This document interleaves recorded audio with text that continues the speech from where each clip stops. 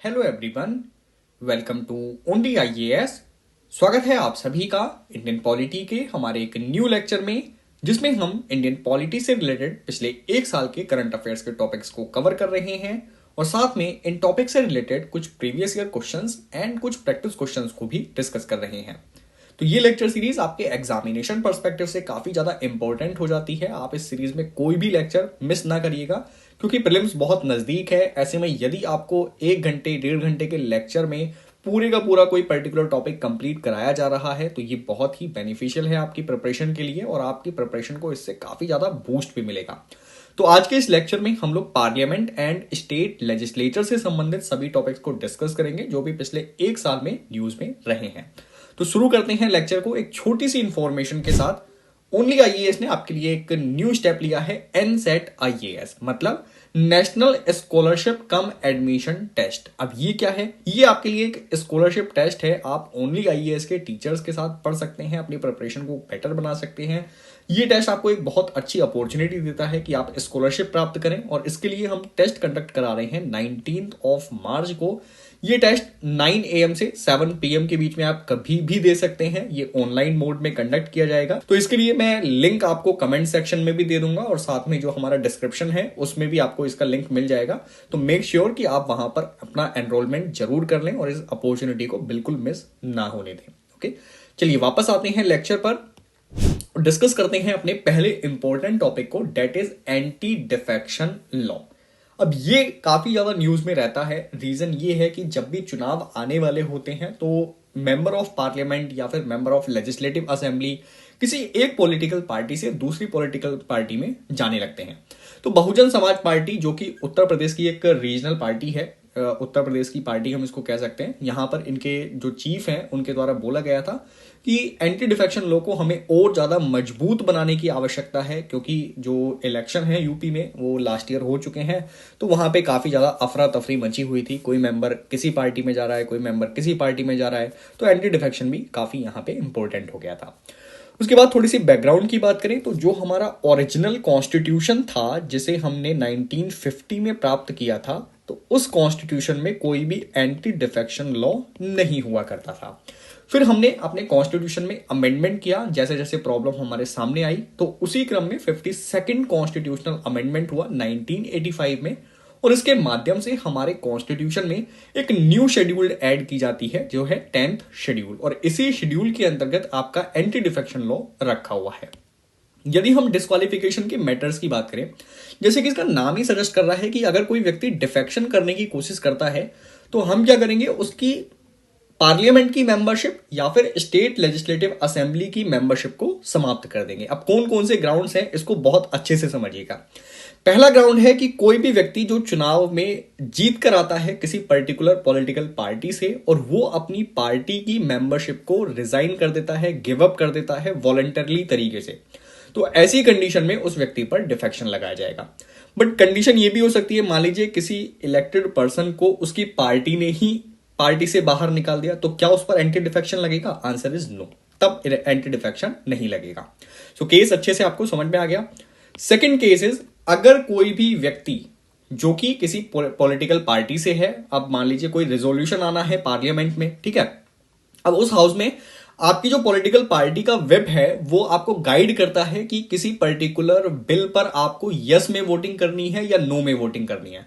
तो कोई भी व्यक्ति यदि अपने पार्टी व्हिप के अगेंस्ट वोट कर देता है, उसके डायरेक्शन के अगेंस्ट वोट कर देता है, या फिर वोटिंग में पार्टिसिपेट ही नहीं करता, तो ऐसी कंडीशन में भी उस व्यक्ति पर एंटी डिफेक्शन लॉ अप्लाई हो जाता है।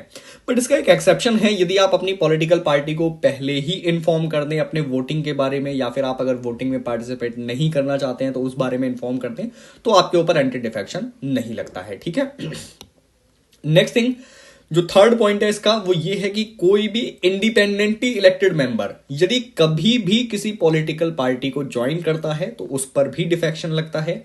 और फोर्थ एंड लास्ट है, कोई भी नॉमिनेटेड मेंबर यदि अपने नॉमिनेशन के 6 महीने के बाद किसी पॉलिटिकल पार्टी को ज्वाइन करता है तो ऐसे में उस पर एंटी डिफेक्शन लगेगा।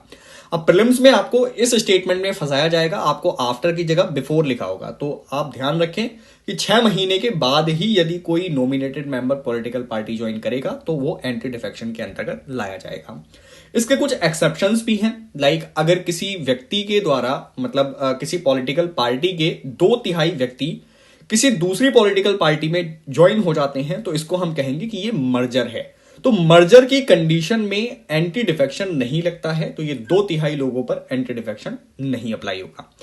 नेक्स्ट एक्सेप्शन है प्रेसाइडिंग ऑफिसर। अगर किसी भी पर्सन को प्रेसाइडिंग ऑफिसर के रूप में चुन लिया गया, लाइक वो लोकसभा का स्पीकर बन गया, तो ऐसी कंडीशन में उस पर डिफेक्शन लॉ अप्लाई नहीं होगा, क्योंकि हम क्या चाहते हैं, हम इंश्योर करना चाहते हैं कि जो हमारा प्रेसाइडिंग ऑफिसर है वो निष्पक्ष रहे, और वो निष्पक्ष तभी हो सकता है जब वो किसी पॉलिटिकल पार्टी का मेंबर ना हो।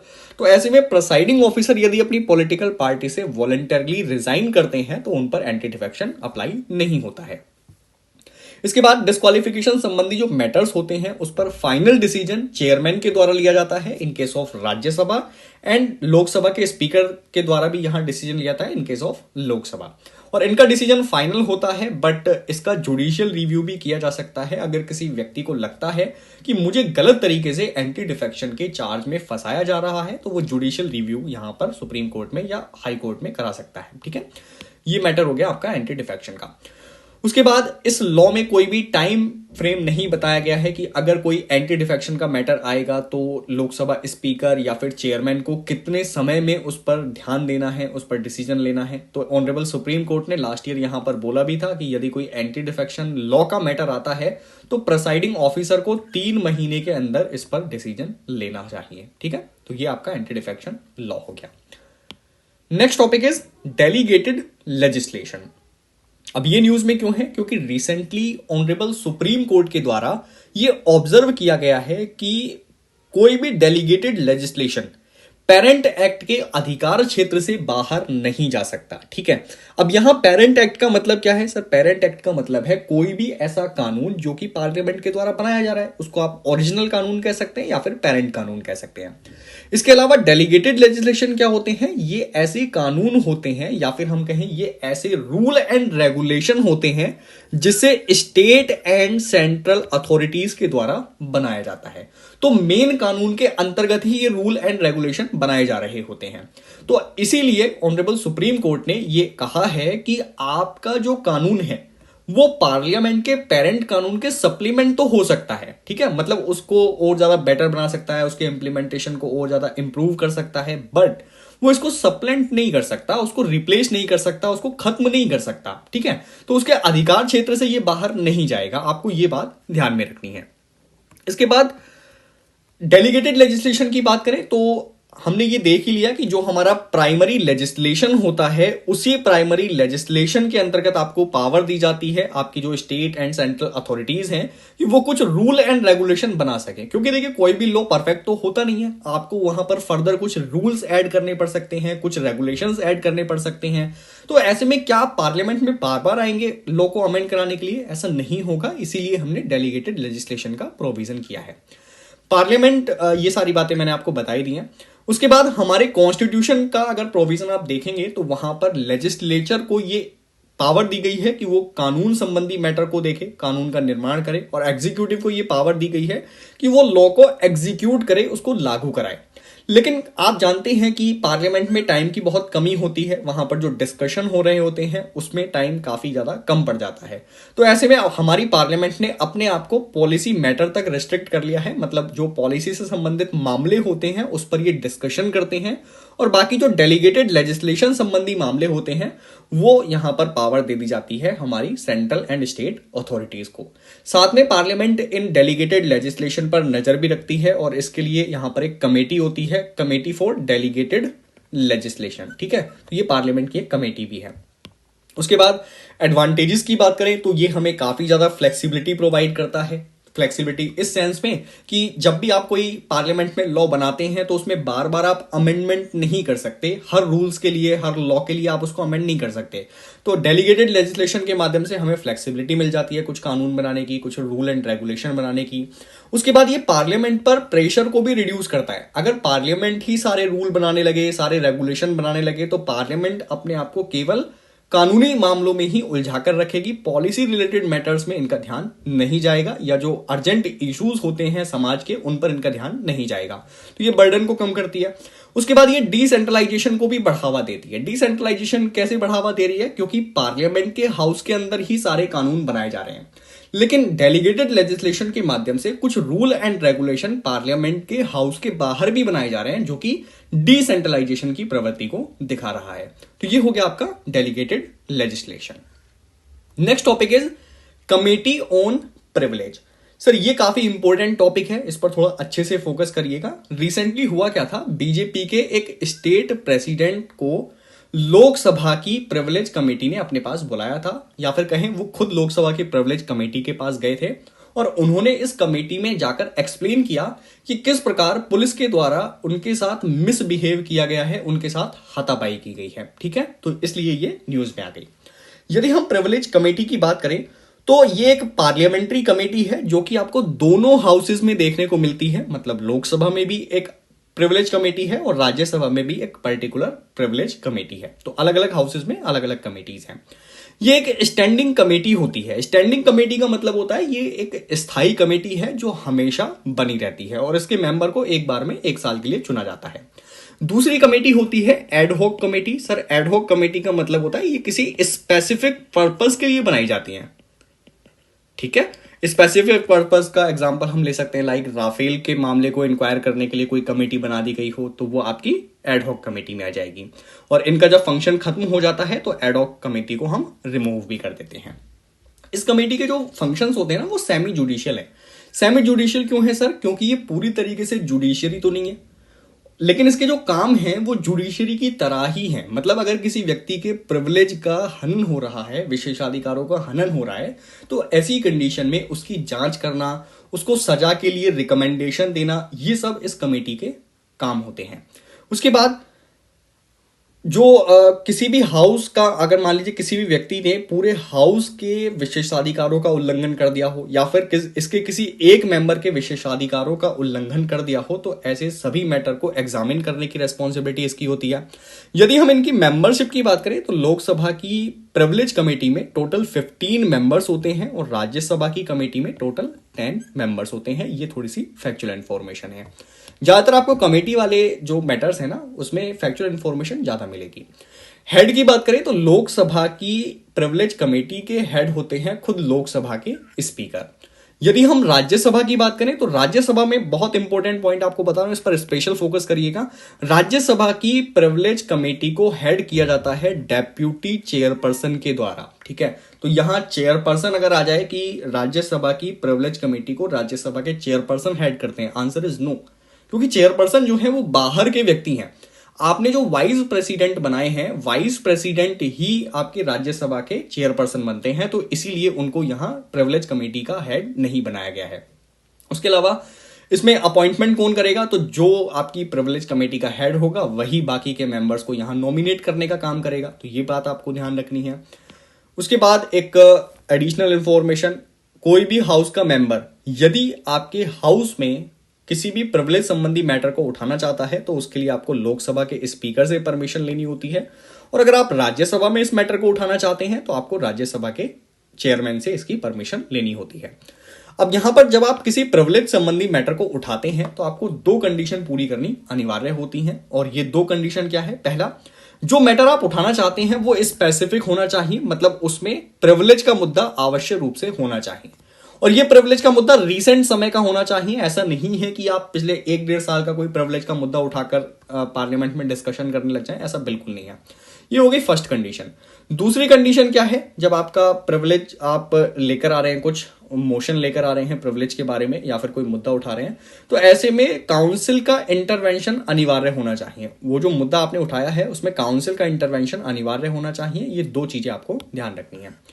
पार्लियामेंट्री प्रिविलेजेस के बारे में अगर थोड़ी सी हम बात करें तो जो पार्लियामेंट होता है पूरे का पूरा, जो दोनों हाउस है उसके, लोकसभा एंड राज्यसभा, पार्लियामेंट की जो कमेटीज हैं, मेंबर्स हैं, इनको कुछ राइट्स मिले हुए हैं, कुछ प्रिविलेज मिले हुए हैं और कुछ इम्यूनिटीज मिली हुई हैं ताकि वो इफेक्टिव तरीके से फंक्शनिंग कर सकें। अब ये जो राइट्स एंड प्रिविलेजेस दिए जा रहे हैं ना, ये कई सारे सोर्सेज से आते हैं। ये हमारे कॉन्स्टिट्यूशन से भी आते हैं, लाइक आपने एक पढ़ा होगा आर्टिकल 194, आर्टिकल 105, ठीक है। तो यहां पर भी कुछ प्रिविलेज मिल रहे हैं मेंबर ऑफ पार्लियामेंट को। सेकेंड चीज, यहां पर आप कह सकते हैं कि ये जो राइट्स हैं ये हमारे लोकसभा एंड राज्यसभा के रूल्स से भी आते हैं, ठीक है। एंड थर्ड थिंग, इनका सोर्स है ट्रेडिशनल, क्योंकि हमने अपना पूरा पार्लियामेंट्री सिस्टम कहां से चूज किया है, ब्रिटिश से चूज किया है, तो ऐसे में ब्रिटिश से ही हमने कुछ ट्रेडिशन के रूप में इन प्रिविलेजेस को एक्सेप्ट किया है, ठीक है। तो ये इनके सोर्सेस हो गए। उसके बाद ये बात मैंने आपको बताई थी, बिना इन राइट्स के, बिना इन प्रिविलेजेस के आप इफेक्टिव फंक्शनिंग नहीं कर सकते पार्लियामेंट की। और यदि ऑब्जेक्टिव की बात करें तो इन सभी जो प्रिविलेजेस हैं इनका ऑब्जेक्टिव रखा गया है कि आप फ्रीडम को सेफगार्ड करें, जो भी आपके मेंबर्स को फ्रीडम मिली हुई है। इसके अलावा पार्लियामेंट की डिग्निटी को आप प्रोटेक्ट करें। ये सभी मामले प्रिविलेज कमेटी के अंतर्गत आ जाते हैं, ठीक है। तो ये आपका टॉपिक यहां पर फिनिश हो जाता है। Next topic is parliamentary committee on official language. ये न्यूज में क्यों है सर? क्योंकि रिसेंटली यूनियन होम मिनिस्टर के द्वारा पार्लियामेंट्री ऑफिशियल लैंग्वेज कमेटी की 37th मीटिंग को चेयर किया गया है। तो ऐसी कंडीशन में ये कमेटी हमारे लिए थोड़ी सी इंपॉर्टेंट हो जाती है। इस कमेटी के बैकग्राउंड में जाएं तो इसको 1976 में क्रिएट किया गया था और इसको क्रिएट किया गया है एक कानून के अंतर्गत जिसका नाम है ऑफिशियल लैंग्वेज एक्ट 1963। ओके, तो ये कानून भी आपको यहां ध्यान में रखना है। देन फंक्शंस की यदि हम बात करें तो इसका फॉर्मेशन हुआ था 1976 में, ये बातें मैंने कर ली हैं। उसके बाद इसका फंक्शन ये होता है कि जो हमारे यूनियन की ऑफिशियल लैंग्वेज है, जिसको आप ये कह सकते हैं कि जो हमारी संघ सरकार का काम चल रहा होता है, उसके बारे में ये बोला गया है कि आप हिंदी भाषा का प्रमोशन करिए अपने ऑफिशियल पर्पसेस के लिए, ठीक है। तो ऑफिशियल पर्पस के लिए यूनियन किस तरीके से हिंदी भाषा को प्रमोट कर रहा है, उस पर क्या प्रोग्रेस हुई है, इन सभी चीजों को जांचने की रिस्पॉन्सिबिलिटी इस कमेटी को दी हुई है।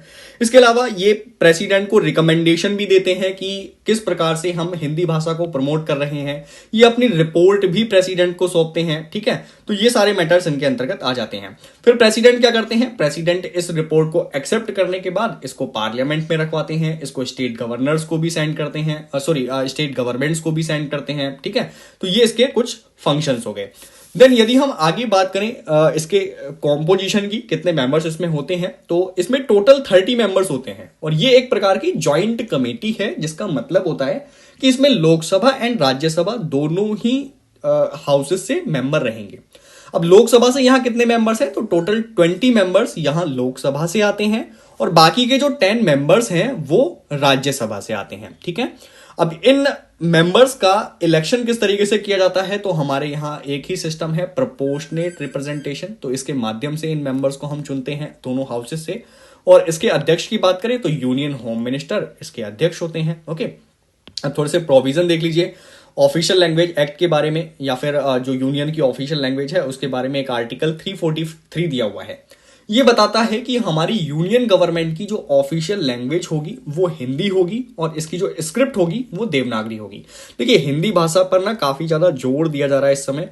यूनियन होम मिनिस्टर के द्वारा आपने देखा होगा कई सारी स्पीचेस में हिंदी भाषा के प्रमोशन की बात की है। तो ऐसे में आर्टिकल 343 आपके लिए बहुत ज्यादा इंपॉर्टेंट है, इसको अच्छे से देख लीजिए। सो यहां पर ऑफिशियल लैंग्वेज हिंदी बताई जा रही है और स्क्रिप्ट बताई जा रही है देवनागरी। लेकिन इसमें एक बात और बोली गई थी कि 1947 से लेकर अगले 15 सालों में आप अपने ऑफिशियल वर्क को इंग्लिश में भी कंटिन्यू कर सकते हैं, लेकिन 15 इयर्स के बाद आपको अपने ऑफिशियल कार्य हिंदी में करने होंगे। बट फिर हुआ क्या, हमने एक लैंग्वेज एक्ट पारित किया, ऑफिशियल लैंग्वेज एक्ट 1963, और इस एक्ट के अंतर्गत हमने अंग्रेजी भाषा को यहां पर अलाउ कर दिया इनडेफिनेट टाइम के लिए कि हम इंग्लिश भाषा को यहां हिंदी भाषा के साथ ही असीमित समय तक यूज कर सकते हैं। सो प्रेजेंट टाइम में आप हिंदी को भी ऑफिशियल लैंग्वेज के रूप में यूज कर सकते हैं और बाकी जो आपके ऑफिशियल वर्क हैं वो अंग्रेजी भाषा में भी चल ही रहे होते हैं, ठीक है। तो ये पूरा मैटर हो गया parliamentary committee on official language के बारे में।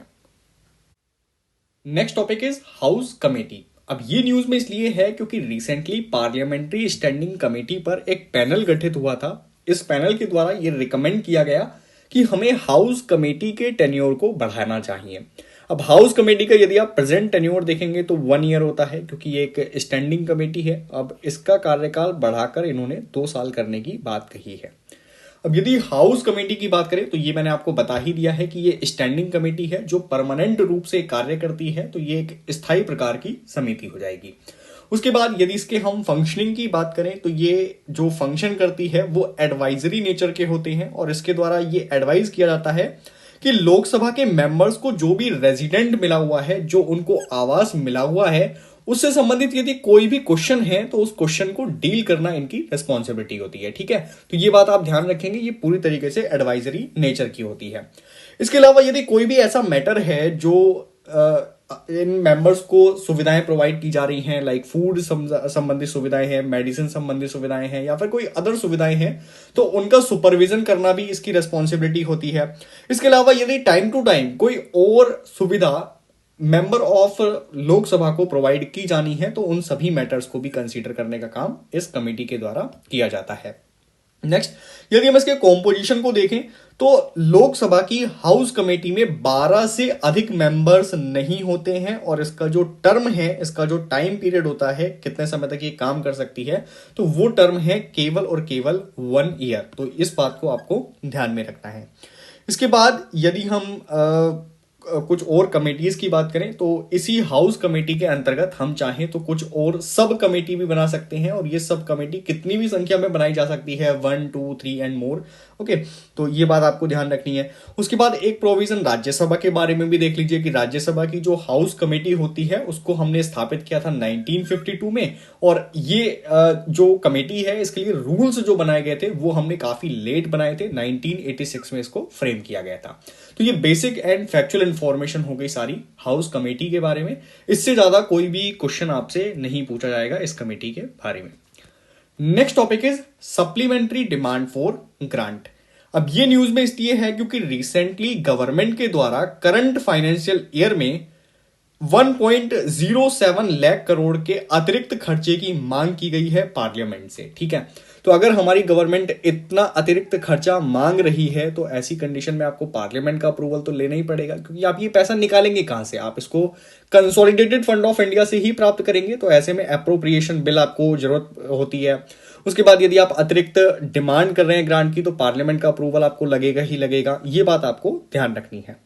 इसके बाद ये जो एक्स्ट्रा डिमांड है, एक्स्ट्रा ग्रांट है, ये किस कंडीशन में प्रोवाइड किया जाता है? तो जब भी करंट फाइनेंशियल ईयर में किसी भी पर्टिकुलर सर्विस के लिए आपको जो फंड मिला है एप्रोप्रिएशन एक्ट के माध्यम से वो कम पड़ जाता है, तो ऐसी कंडीशन में आप एक्सेस डिमांड की मांग कर सकते हैं।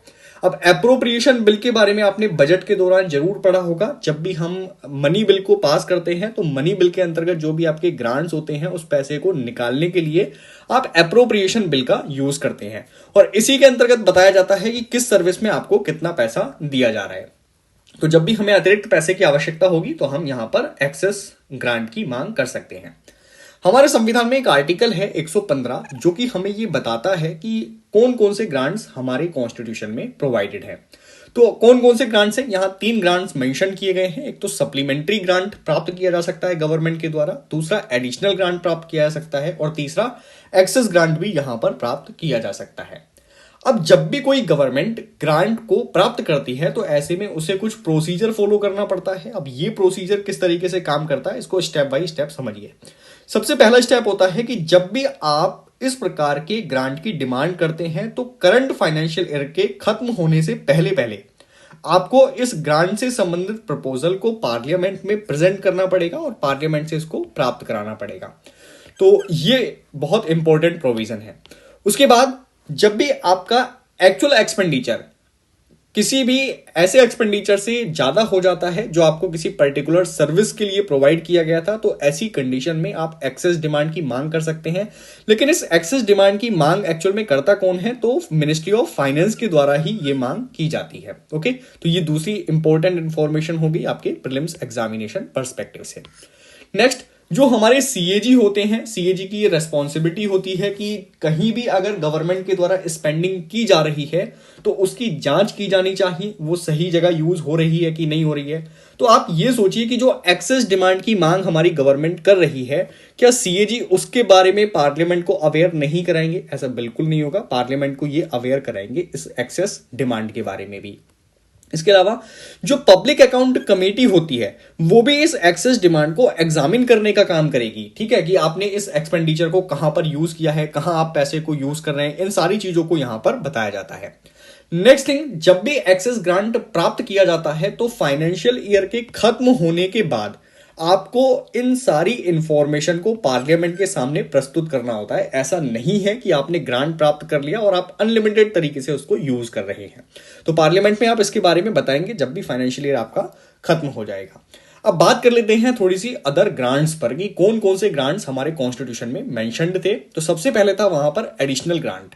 अब देखिए, नाम ही बता रहा है एडिशनल, मतलब बजट में कोई सर्विस यदि ऐड नहीं की गई है और आप फ्यूचर में उस सर्विस को ऐड कर रहे हैं तो इस प्रकार की नई सर्विसेज के लिए हमें कुछ पैसे की आवश्यकता होगी और इसी के लिए हम एडिशनल डिमांड कर सकते हैं और इसके लिए एडिशनल ग्रांट प्राप्त कर सकते हैं। ठीक है, तो न्यू सर्विसेज के लिए जब भी आपको एडिशनल एक्सपेंडिचर करना होता है या फिर सप्लीमेंट्री एक्सपेंडिचर करना होता है तो आप एडिशनल ग्रांट मांग कर सकते हैं। एक्सेस ग्रांट हमने अभी समझ ही लिया, पूरा डिटेल से डिस्कशन किया। जब भी आपका एक्सपेंडिचर किसी पर्टिकुलर सर्विस के लिए ज्यादा हो जाता है, मान लीजिए बजट में आपने आयुष्मान योजना के लिए 1,000 करोड़ रुपए की डिमांड की थी, बट एक्चुअल में आपका जो खर्चा है वो 1,500 करोड़ रुपए हो गया है। तो ये जो 500 करोड़ रुपए आपने अतिरिक्त खर्च कर दिए हैं ना, तो इसी के लिए हम एक्सेस ग्रांट की मांग करते हैं। ठीक है, तो ये आपको प्राप्त तभी होता है जब आपने एक्सेस एक्सपेंडिचर कर दिया हो। ऐसा नहीं है कि आपने 1,000 रुपए एक्सपेंडिचर कर दिए उसके बाद आप सोच रहे हैं कि 500 करोड़ रुपए का और एक्सपेंडिचर होगा तो इसके लिए मांग कर लो। नहीं, जब आप खर्च कर लेंगे तो आप एक्सेस ग्रांट की मांग कर सकते हैं। और तीसरा होता है यहां पर एक्सेप्शनल ग्रांट।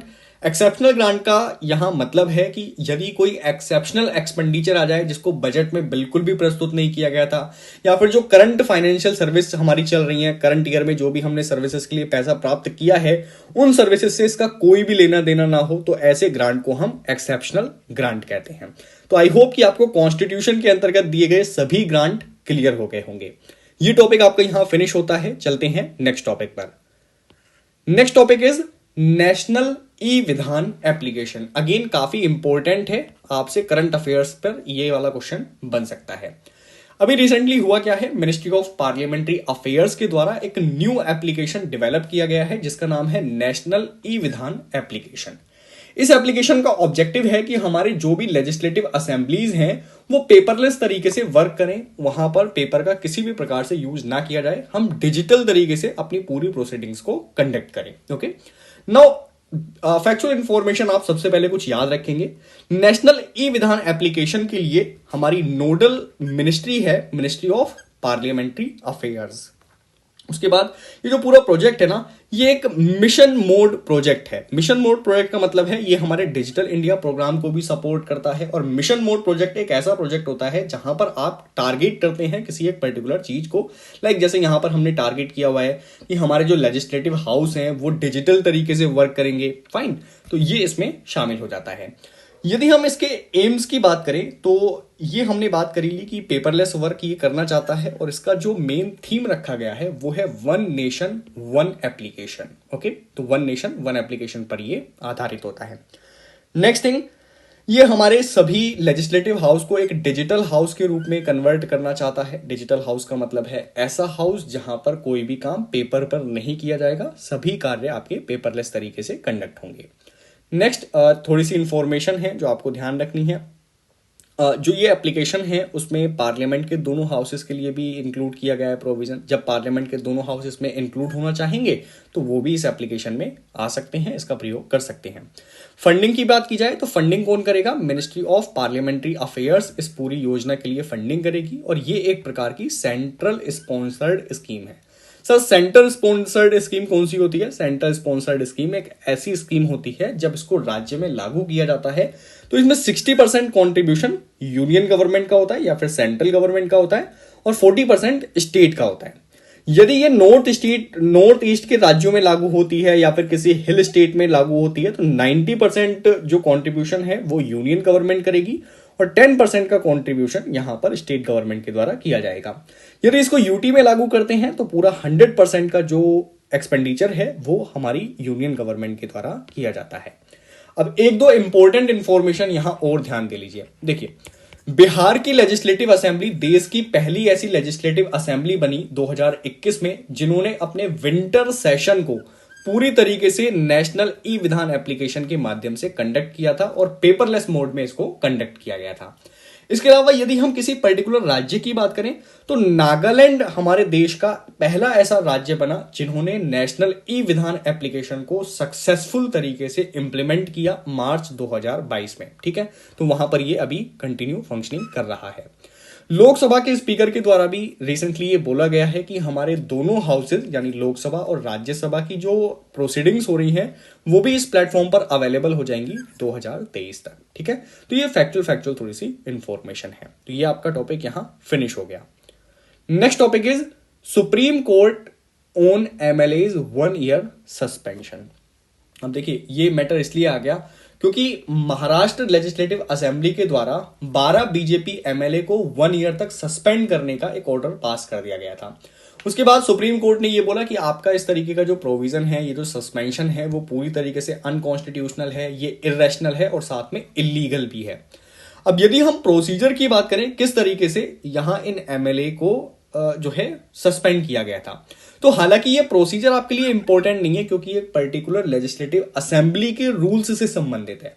इसमें क्या किया गया था, जो महाराष्ट्र लेजिस्लेटिव असेंबली है उसके रूल 53 के अंतर्गत ये बोला गया है कि यदि किसी व्यक्ति को सस्पेंड करना है तो ये मैटर किस के अंतर्गत आएगा, ये पूरी तरीके से स्पीकर के अंतर्गत आएगा।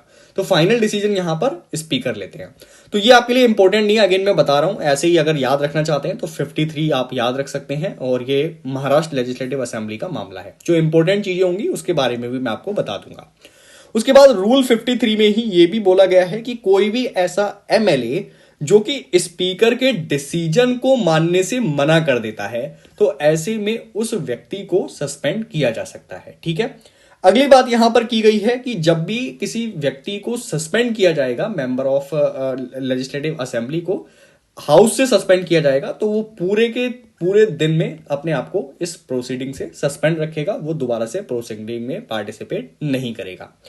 नेक्स्ट एक और बात कही गई है इसी रूल 53 के अंतर्गत कि यहां पर स्पीकर ये डायरेक्ट कर सकते हैं किसी भी व्यक्ति को कि वो जो है अपने आप को सस्पेंड रखे, लेकिन ये जो सस्पेंशन है ना वो इस सेशन की अवधि से ज्यादा नहीं होना चाहिए।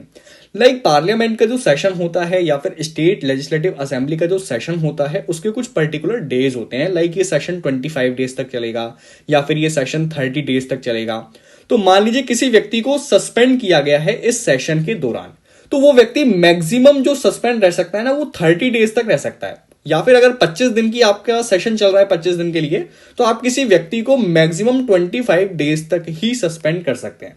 अगर मान लीजिए कोई 20 डेज का होगा तो 20 डेज तक आप सस्पेंड कर सकते हैं, उससे ज्यादा आप सस्पेंड नहीं कर सकते। लेकिन अभी हमने क्या देखा कि महाराष्ट्र की असेंबली के द्वारा किसी व्यक्ति को 1 साल के लिए सस्पेंड किया जा रहा है, तो कैसे ये मैटर सस्टेन कर सकता है ऑनरेबल सुप्रीम कोर्ट के सामने।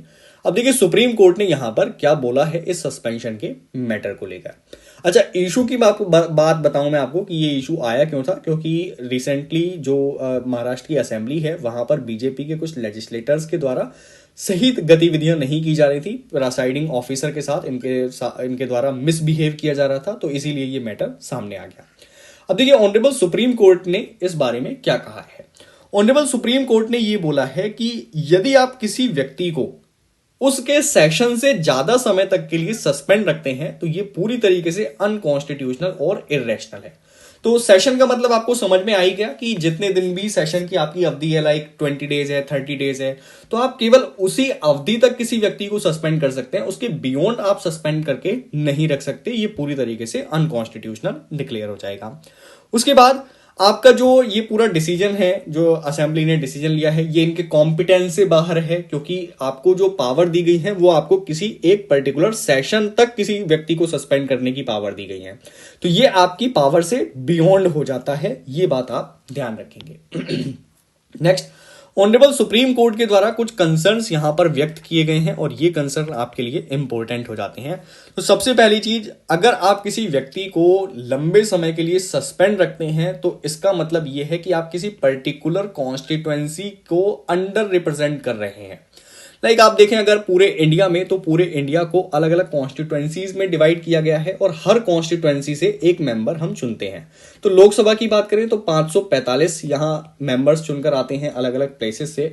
तो ऐसे में यदि आप किसी एक व्यक्ति को भी सस्पेंड करके रख रहे हैं ना, तो ऐसे में उस पर्टिकुलर एरिया का रिप्रेजेंटेशन लोकसभा में कम हो गया है। जिस अपेक्षा के साथ लोगों ने उस व्यक्ति को चुना था कि वो हमारे मुद्दों को उठाएगा, पार्लियामेंट में हमारे बारे में बातचीत करेगा, हमें रिप्रेजेंट करेगा, आप उस पूरी जनसंख्या को पार्लियामेंट की प्रोसीडिंग से बाहर रख रहे हैं। तो एक मैटर तो ये आ गया जो कि ऑनरेबल सुप्रीम कोर्ट ने बोला है। दूसरी बात इन्होंने कही है कि यदि आप किसी व्यक्ति को सस्पेंड रखते हैं तो ये हमारे डेमोक्रेटिक सेटअप की भी अगेंस्ट रहेगा, क्योंकि इसके माध्यम से आप करना क्या चाहते हैं, आप एक थिन मेजोरिटी बनाना चाहते हैं और आप यहां पर ओपोजिशन पार्टी के मेंबर्स को मैनिपुलेट भी कर सकते हैं ताकि आप किसी भी बिल को आसान तरीके से पास करा सकें। लाइक फॉर एग्जांपल, किसी भी मेंबर, किसी भी असेंबली में मान लीजिए टोटल 15 मेंबर्स हैं, ठीक है, इसमें 10 मेंबर्स हैं आपके, टोटल 18 मेंबर्स हम मान लेते हैं। 10 मेंबर्स हैं आपके रूलिंग पार्टी के और बाकी के जो 8 मेंबर्स हैं वो आपके ओपोजिशन के हैं, ठीक है। अब आप कर क्या सकते हैं, आप किसी भी ओपोजिशन, अब मान लीजिए किसी दिन प्रोसीडिंग चल रही है और ऐसे में जो रूलिंग पार्टी है, रूलिंग पार्टी के केवल 8 ही मेंबर्स बैठे हुए हैं। अब 8 मेंबर्स प्रेजेंट हैं रूलिंग के प्रोसीडिंग के दौरान और 8 ओपोजिशन के मेंबर भी प्रोसीडिंग के दौरान मौजूद हैं, मतलब बराबर बराबर संख्या हो गई है। ऐसे में आप कोई इंपॉर्टेंट बिल पास करवाने के लिए यहां पर लेकर आते हैं, उसे इंट्रोड्यूस कराते हैं। अब बिल पास कराने में यहां 50-50 की कंडीशन बनेगी, टाई की कंडीशन बनेगी। तो आप क्या कर सकते हैं, आप ओपोजिशन के कुछ मेंबर्स को हाउस से बाहर कर सकते हैं, उनको सस्पेंड कर सकते हैं और सस्पेंड करके वो व्यक्ति दोबारा से उस प्रोसीडिंग में पार्टिसिपेट कर नहीं सकता। तो आप इस बिल को आराम से अपनी मेजोरिटी के माध्यम से पास करा सकते हैं। तो ये एक प्रकार की थिन मेजोरिटी क्रिएट की जा रही है। ओके, आई होप एग्जाम्पल से आपको समझ में आ गया होगा। उसके बाद ये पूरी डेमोक्रेसी के लिए हेल्दी नहीं है, बहुत खतरनाक है डेमोक्रेसी के लिए, क्योंकि इसके माध्यम से अगर आप ऐसा सस्पेंशन करते हैं तो जो हमारा ओपोजिशन है वो हेल्दी तरीके से डिबेट एंड डिस्कशन में पार्टिसिपेट नहीं कर पाता है, वो इफेक्टिव तरीके से यहां काम नहीं कर पाता है, क्योंकि उसे हमेशा एक प्रकार का डर रहेगा कि यदि मैंने कुछ भी बोलने की कोशिश की तो ऐसे में स्पीकर के द्वारा मुझे सस्पेंड कर दिया जाएगा और ये सस्पेंशन बहुत लंबे समय तक चालू रहेगा, तो ऐसे में मेरे लिए प्रॉब्लम हो जाएगी। ठीक है, तो ये आपका पूरा मैटर है 1 ईयर सस्पेंशन का। तो ये जो सुप्रीम कोर्ट का ऑब्जर्वेशन है वो आपको ध्यान में रखना है। और एक इंपॉर्टेंट पॉइंट ध्यान रखिएगा कि यदि किसी व्यक्ति को सस्पेंड किया जाता है तो वो मैक्सिमम किसी भी सेशन के टेन्योर तक ही संभव है। ठीक है, अगर आपका सेशन 30 डेज है तो 30 डेज तक ही सस्पेंशन चलेगा और उससे ज्यादा है तो उससे ज्यादा ही चलेगा, लेकिन सेशन की अवधि से ज्यादा समय तक आप किसी को सस्पेंड करके नहीं रख सकते। ये आपका टॉपिक यहां पर फिनिश होता है। Next topic is disqualification of convicted legislator from assembly. अब ये न्यूज में क्यों है, क्योंकि रिसेंटली उत्तर प्रदेश के 2 लेजिस्लेटर के ऊपर क्रिमिनल चार्ज को दोष सिद्ध किया गया था, लेकिन उनमें से किसी एक लेजिस्लेटर के ऊपर ही हमने डिस्क्वालिफिकेशन का चार्ज लगाया और उनकी सीट को वैकेंट किया, जबकि दूसरे लेजिस्लेटर के साथ ऐसा नहीं किया गया। अब इसी संबंध में आपको समझना है आखिर ये डिस्क्वालिफिकेशन का क्या पूरा मुद्दा है। देखिए, हमारे पास एक कानून है रिप्रेजेंटेशन ऑफ पीपल एक्ट, और इस कानून के माध्यम से हम चुनावी प्रक्रिया के अंतर्गत जो भी अपराध होते हैं उसको ट्रीट करते हैं। लाइक डिस्क्वालिफिकेशन रिलेटेड मैटर्स हो गए, वो सारे इसके अंतर्गत आ जाते हैं। अब इस कानून का सेक्शन 8 क्लियरली बोलता है कि हमारा ऑब्जेक्टिव है इलेक्टोरल पॉलिटिक्स को डीक्रिमिनलाइज करना। यदि कोई व्यक्ति इलेक्टोरल पॉलिटिक्स में किसी भी तरीके क्राइम करने की कोशिश कर रहा है तो ऐसे में हम उस व्यक्ति को चुनाव लड़ने से प्रतिबंधित कर देंगे, ये सेक्शन 8 कह रही है। अब आपको 2 टाइप के क्रिमिनल केसेस ध्यान रखने हैं। तो क्रिमिनल केसेस के 2 प्रकार होते हैं जिसके अंतर्गत किसी व्यक्ति को डिस्क्वालीफाई किया जा सकता है। अब इसमें पहली कैटेगरी के जो ऑफेंसेस हैं, जो क्राइम हैं, उसमें अगर किसी व्यक्ति की दोष सिद्धि हो जाती है तो उसे कम से कम 6 साल के लिए चुनाव लड़ने से प्रतिबंधित कर दिया जाता है। अब ये जो प्रतिबंध लगते हैं ये किस क्राइम में लगते हैं, तो बहुत सारे यहां क्राइम के प्रकार हैं। लाइक सेक्शन 153A के अंतर्गत एक क्राइम है कि यदि कोई व्यक्ति ऐसी स्पीच देता है जिससे दो ग्रुप्स के बीच में एनमिटी हो सकती है, शत्रुता बढ़ सकती है, तो ऐसे में उस व्यक्ति को डिस्क्वालीफाई कर दिया जाएगा। यदि इस तरीके की स्पीचेस प्लेस ऑफ वर्शिप के अंतर्गत दी जाती हैं, मतलब पूजा स्थल पर अगर कोई ऐसी स्पीच दी जाती है तो भी उस व्यक्ति पर डिस्क्वालिफिकेशन का चार्ज लगा दिया जाएगा।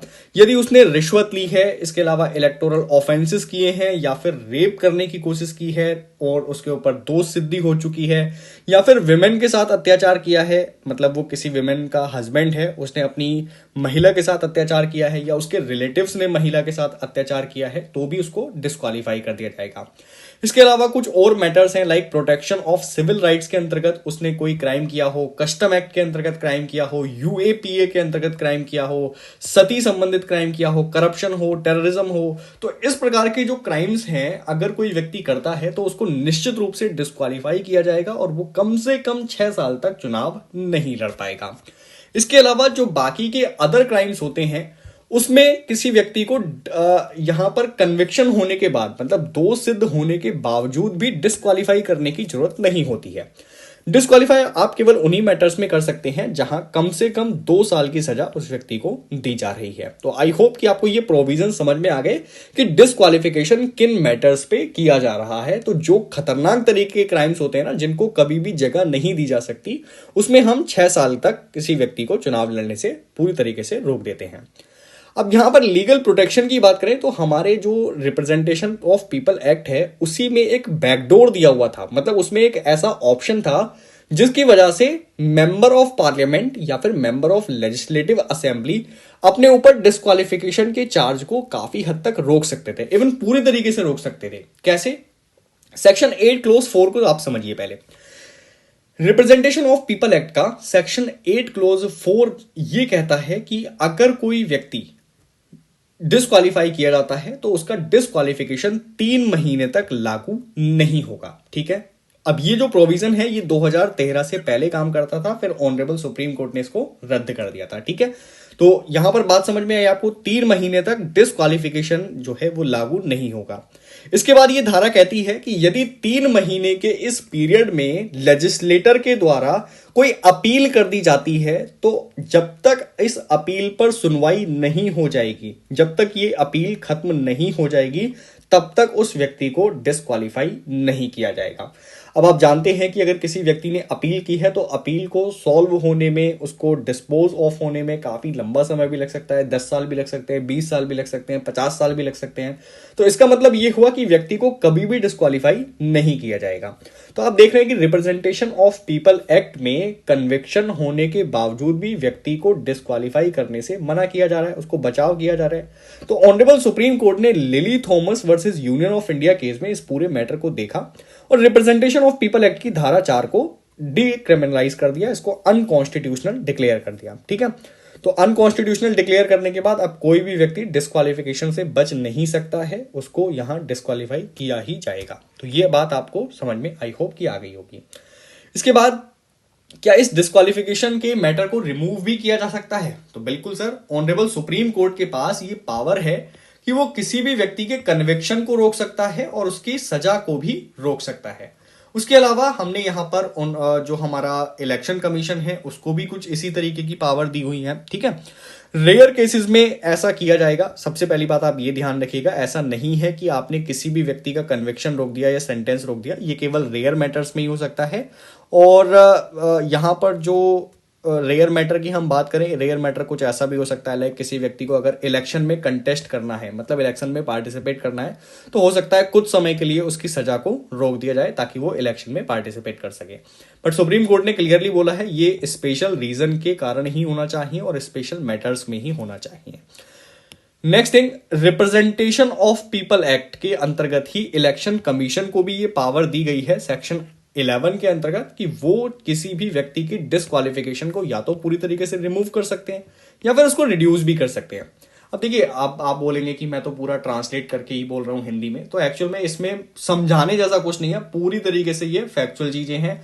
और इलेक्शन में आप जो भी प्रोसेसेस देखते हैं उन्हीं चीजों को यहां पर मैं बताने की कोशिश कर रहा हूं। तो सब कुछ स्लाइड में लिखा हुआ है, यहां पर कुछ एक्स्ट्रा स्पेशल समझाने जैसा नहीं है, ठीक है। जहां भी कुछ समझाने का टॉपिक आएगा निश्चित रूप से मैं आपको स्लाइड से अलग जाकर भी समझाऊंगा। ओके, चलिए लास्ट पॉइंट एक और ध्यान रख लीजिए कि क्या कभी ऐसा हुआ है जहां पर हमारे इलेक्शन कमीशन ने किसी व्यक्ति की डिस्क्वालिफिकेशन को कम किया हो? तो बिल्कुल सर, सिक्किम में के चीफ मिनिस्टर के मामले में इलेक्शन कमीशन ने ऐसा किया था कि इनका जो 1 ईयर का सेंटेंस है उसको जो है 1 ईयर के सेंटेंस को कर दिया गया था, मतलब इनको सजा दी गई थी, उसमें 1 ईयर का सेंटेंस इनको दिया गया था। ओके, तो ये आपका डिस्क्वालिफिकेशन संबंधी मैटर फिनिश हो जाता है।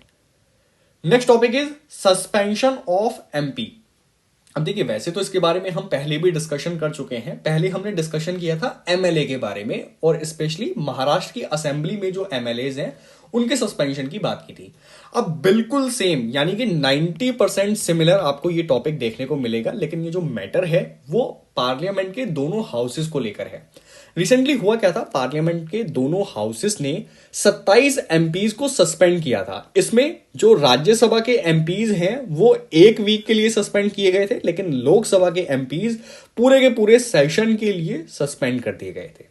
अब सस्पेंशन के जो रूल हैं वो यहां पर सिमिलर रहेंगे, जो अब हमारी पार्लियामेंट की स्मूथ फंक्शनिंग होती है आप जानते ही होंगे। अगर नहीं जानते तो ये बात नोट कर रख लीजिए कि हमारे पार्लियामेंट के जो रूल हैं, चाहे वो लोकसभा हो या राज्यसभा हो, वो 1952 के हैं और वो अभी तक चेंज नहीं किए गए हैं।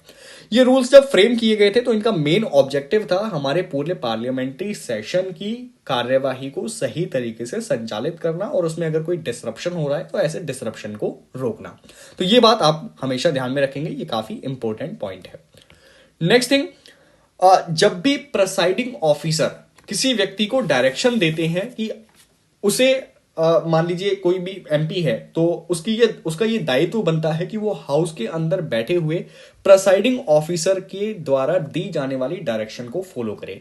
बट यदि कोई एमपी ऐसा नहीं करता है तो प्रेसाइडिंग ऑफिसर के द्वारा एमपी को ये बोला जा सकता है कि आप इस सेशन में पार्टिसिपेट नहीं कर सकते, मतलब उसको कुल मिला के सस्पेंड यहां किया जा सकता है। अब ये जो रूल है इसको 2001 में अमेंड भी किया गया था। एक्चुअल में पहले होता क्या था कि लोकसभा के स्पीकर यदि किसी व्यक्ति को सस्पेंड कर रहे हैं तो वो हो सकता है कुछ ही घंटों के लिए सस्पेंड किया जाए या फिर पूरे दिन के लिए सस्पेंड किया जाए। बट 2011 में लोकसभा के स्पीकर की पावर को और ज्यादा बढ़ाने का प्रयास किया गया, और यहां पर प्रोविजन किया गया कि यदि स्पीकर किसी व्यक्ति का नेम लेते हैं सस्पेंशन के लिए, तो ऐसे में वो ऑटोमेटिकली, मतलब खुद ही अपने आप 5 दिन के लिए कम से कम सस्पेंड हो जाएगा या फिर पूरे सेशन के लिए सस्पेंड हो जाएगा। ठीक है, तो आपको सिर्फ नाम लेने की जरूरत है कि इस व्यक्ति को सस्पेंड किया जा रहा है, वो ऑटोमेटिकली सस्पेंड हो जाता है। अब यहां पर आपको कोई भी यहां रेजोल्यूशन लाने की जरूरत नहीं होती है, कोई भी मोशन लाने की जरूरत नहीं होती है। पहले होता क्या था, इस रूल से पहले यदि लोकसभा के स्पीकर किसी व्यक्ति को, किसी एमपी को सस्पेंड करते हैं तो उसके लिए एक मोशन लाना होता था, बट अब मोशन की आवश्यकता यहां समाप्त हो गई है। लेकिन राज्यसभा ने इस तरीके के कोई भी प्रोसीजर में चेंजेस नहीं किए हैं। ओके, उसके बाद क्या कोर्ट इस मैटर में इंटरवीन कर सकता है? अभी हमने पीछे महाराष्ट्र के मामले में देखा था, वहां तो कोर्ट ने इंटरवीन किया था, लेकिन क्या लोकसभा और राज्यसभा के मैटर में भी ये इंटरवीन कर सकते हैं?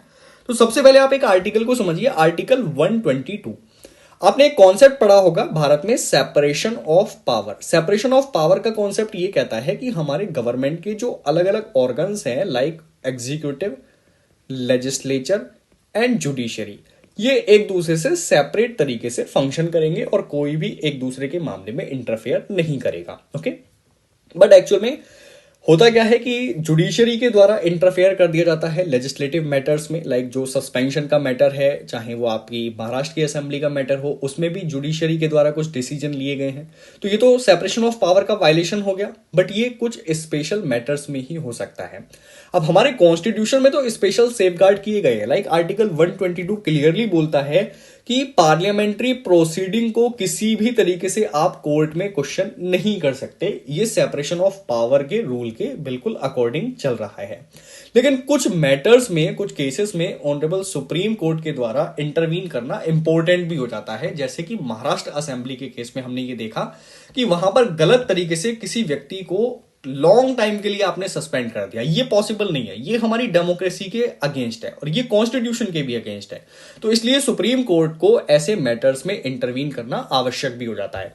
तो अगर कोई मैटर ऐसा आता है लोकसभा या राज्यसभा में जिसमें एक एमपी को लंबे समय के लिए सस्पेंड कर दिया जाए, तो ऑनरेबल सुप्रीम कोर्ट के द्वारा फिर से इस मैटर में इंटरवीन किया जा सकता है, चाहे आर्टिकल 122 कुछ भी कह रहा हो। ठीक है, ये बात आई होप कि आपको क्लियर हो गई होगी।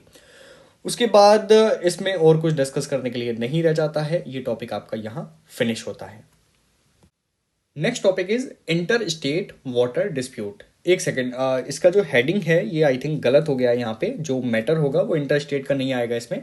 सो ये मैटर है एमपीज प्रिविलेजेस ऑन अरेस्ट। ठीक है, मैं यहां पर लिख देता हूं, हेडिंग को आप करेक्ट कर लीजिएगा, एमपीज प्रिविलेजेस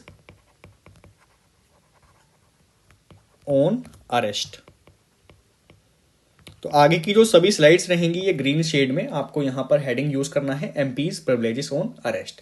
तो ये न्यूज में इसलिए आया क्योंकि रिसेंटली राज्यसभा के चेयरमैन ने इस बात को क्लैरिफाई किया है कि किसी भी मेंबर ऑफ पार्लियामेंट को क्रिमिनल केसेस में अरेस्ट से कोई भी इम्यूनिटी प्राप्त नहीं होती है किसी भी हाउस के सेशन के दौरान। ठीक है, तो अगर मान लीजिए हाउस का सेशन चल रहा है, सत्र चल रहा है, तो ऐसी कंडीशन में यदि किसी व्यक्ति पर, किसी एमपी पर क्रिमिनल केस लगाया जाता है और उसको अरेस्ट किया जाता है, तो वो व्यक्ति यहां पर किसी भी प्रकार की सुरक्षा पार्लियामेंट से प्राप्त नहीं कर सकता। ओके, तो यहां पर उन्होंने एक बात और बोली है कि यदि सेशन के दौरान भी किसी इन्फोर्समेंट एजेंसी ने किसी क्रिमिनल मैटर में एमपी को समन जारी किया है तो उस समन को अवॉइड नहीं किया जा सकता है। तो ये था इसका कंटेक्स्ट। यदि हम बात करें कॉन्स्टिट्यूशनल प्रोविजन की, तो हमारे कॉन्स्टिट्यूशन में एक आर्टिकल है, आर्टिकल 105। आर्टिकल 105 कुछ प्रिविलेजेस प्रोवाइड करता है मेंबर ऑफ पार्लियामेंट को, और यहां पर ये क्लियरली जो प्रोविजन है इस बात को इंश्योर करते हैं कि हमारी पार्लियामेंट की प्रोसीडिंग सही तरीके से चल सके, अच्छे तरीके से वहां पर हेल्दी डिबेट हो सके और किसी भी तरीके की अशांति का यहां सामना ना करना पड़े। ओके, तो यहां प्रिविलेजेस तो इसलिए प्रोवाइड किए गए हैं। इसी प्रिविलेजेस में एक प्रिविलेज है जहां पर यह बोला गया है क्लियरली कि जब भी पार्लियामेंट का सेशन चल रहा होगा तो सेशन के शुरू होने से 40 दिन पहले तक आप किसी भी व्यक्ति को, किसी भी एमपी को सिविल केस में अरेस्ट नहीं कर सकते। ठीक है, बात हो रही है केवल सिविल केसेस की। सिविल केसेस का मतलब होता है कोई भी आर्थिक मामलों से संबंधित कोई मामला हो गया तो वो सिविल केस के अंतर्गत आ जाएगा, प्रॉपर्टी का मामला हो गया वो सिविल केस में आ जाएगा। ठीक है, तो सेशन शुरू होने से 40 दिन पहले तक आप किसी व्यक्ति को अरेस्ट नहीं कर सकते। उसके बाद पूरे सेशन के दौरान भी आप सिविल केस में किसी एमपी को अरेस्ट नहीं कर सकते, और सेशन खत्म होने के 40 दिन बाद भी आप एमपी को अरेस्ट नहीं कर सकते सिविल केसेस में। ओके, इसको हमने सीआरपीसी के अंतर्गत भी रख दिया है, सेक्शन 135 के अंतर्गत। तो इनको इम्यूनिटीज प्रोवाइड की गई है सिविल मैटर्स में। अब कोई सामान्य व्यक्ति है वो सिविल केस में यदि फंसता है तो उसको तो जेल हो ही सकती है, उसको अरेस्ट किया ही जा सकता है, बट एमपीज को यहां स्पेशल प्रिविलेजेस दिए गए हैं। लेकिन ये जो प्रिविलेजेस है ना, ये क्रिमिनल मैटर्स में उपलब्ध नहीं होते हैं। तो यदि किसी व्यक्ति ने, किसी एमपी ने कोई क्राइम किया है और ये क्रिमिनल मैटर है, किसी की हत्या कर दी है, तो ऐसी कंडीशन में वो जो प्रोसीडिंग होगी उस एमपी के ऊपर वो एक कॉमन सिटीजन की तरह ही होगी, मतलब वहां पर उसको ट्रीटमेंट वैसा ही मिलेगा जैसे एक कॉमन सिटीजन को मिलता है। तो सेशन के दौरान भी उस एमपी से हम क्वेश्चन कर सकते हैं, उसको अरेस्ट कर सकते हैं, ठीक है, डिटेन कर सकते हैं, ये सारी चीजें यहां पर आ जाती हैं। उनको कोई भी इम्यूनिटी क्रिमिनल केसेस में नहीं मिलती है। तो अब आपसे प्रीलिम्स में स्टेटमेंट के फॉर्म में पूछा जा सकता है कि सेशन के दौरान किसी भी मेंबर ऑफ पार्लियामेंट को क्रिमिनल केसेस में इम्यूनिटीज प्राप्त होती हैं। आपको बताना होगा कि वो स्टेटमेंट करेक्ट है या इनकरेक्ट है। आपको एलिमिनेट करने के रूप में इस तरीके के स्टेटमेंट देखने को मिल सकते हैं। ऑनरेबल सुप्रीम कोर्ट के जजमेंट की बात करें तो 2 केसेस आपको ध्यान रखने हैं। फर्स्ट केसेस के आनंदन नाम्बिर केस। अब इस केस में ऑनरेबल सुप्रीम कोर्ट ने यह बोला है कि जब भी कोई क्रिमिनल मैटर होगा तो ऐसी कंडीशन में एमपीज को वैसा ही ट्रीटमेंट किया जाएगा जैसे कि एक ऑर्डिनरी सिटीजन को ट्रीट किया जाता है। तो मतलब सेशन के दौरान भी आप किसी एमपी को अरेस्ट कर पाएंगे, डिटेन कर पाएंगे और उनसे क्वेश्चन पूछ पाएंगे, और ये सभी क्रिमिनल मैटर्स की बात हो रही है। एक और केस है स्टेट ऑफ केरला वर्सेस के अजीत एंड अदर केसेस। इसमें ऑनरेबल सुप्रीम कोर्ट के द्वारा ऐसा बोला जा रहा है कि जो भी आपको प्रिविलेजेस एंड इम्यूनिटीज प्रोवाइड की गई हैं वो प्रिविलेजेस एंड इम्यूनिटीज किसी भी जनरल लॉ को वायलेट नहीं कर सकती, उसका एग्जम्पशन नहीं हो सकती। अब देखिए, आपको आर्टिकल 105 में कुछ इम्यूनिटीज प्रोवाइड तो की जा रही हैं सिविल मैटर्स में, ठीक है। तो इसमें आपको इम्यूनिटीज हालांकि दे दी गई हैं, बट इसका मतलब ये नहीं है कि आप जनरल लॉ को एक्सेप्शन के रूप में देखें। जो आपके सामान्य कानून है उसमें आप किसी भी तरीके के गलत कार्य को करें और उसके बाद जो प्रिविलेजेस हैं उसके माध्यम से बचने का प्रयास करें, ये सारी चीजें नहीं की जा सकती हैं। और क्रिमिनल केस में तो आपको ये इम्यूनिटीज प्रोवाइड भी नहीं होती हैं, ठीक है। तो ये बात आप ध्यान रखेंगे, क्रिमिनल मैटर्स में ये आपको नहीं प्रोवाइड की जाएंगी। तो ये टॉपिक आपका यहां फिनिश हो जाता है। Next is again very important topic, motion of thank.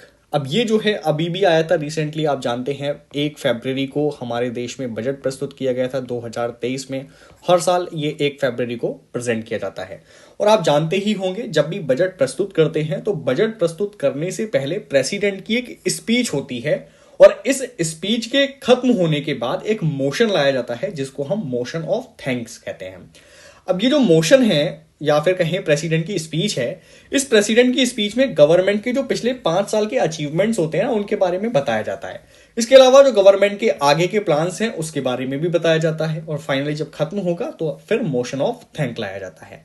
अब इसके बारे में कॉन्स्टिट्यूशनल प्रोविजन देखिए, ऐसा नहीं है कि प्रेसिडेंट का ये जो एड्रेस हो रहा है ऐसे ही कोई ट्रेडिशन है या फिर मोशन ऑफ थैंक एक ट्रेडिशन के रूप में लाया जा रहा है। इसका बैकअप है, इसका जो बैकग्राउंड है वो कॉन्स्टिट्यूशन से निकल कर आता है। हमारे कॉन्स्टिट्यूशन में 2 आर्टिकल हैं, आर्टिकल 86 क्लोज 1 एंड 87 क्लोज 1। ये दोनों ही article motion of thank and president's speech की बात करते हैं।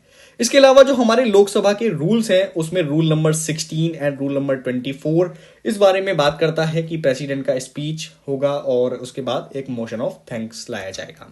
ओके, तो इसका बैकग्राउंड 2 तरीके से आपको देखने को मिल रहा है, एक कॉन्स्टिट्यूशन में और दूसरा लोकसभा के रूल्स के अंतर्गत। उसके बाद जब भी ये प्रेसिडेंट का एड्रेस कंप्लीट हो जाता है तो इस कंप्लीशन के बाद रूलिंग पार्टी के एमपीज के द्वारा दोनों हाउसेस में, मतलब लोकसभा में भी और राज्यसभा में भी मोशन ऑफ थैंक को प्रेजेंट किया जाता है।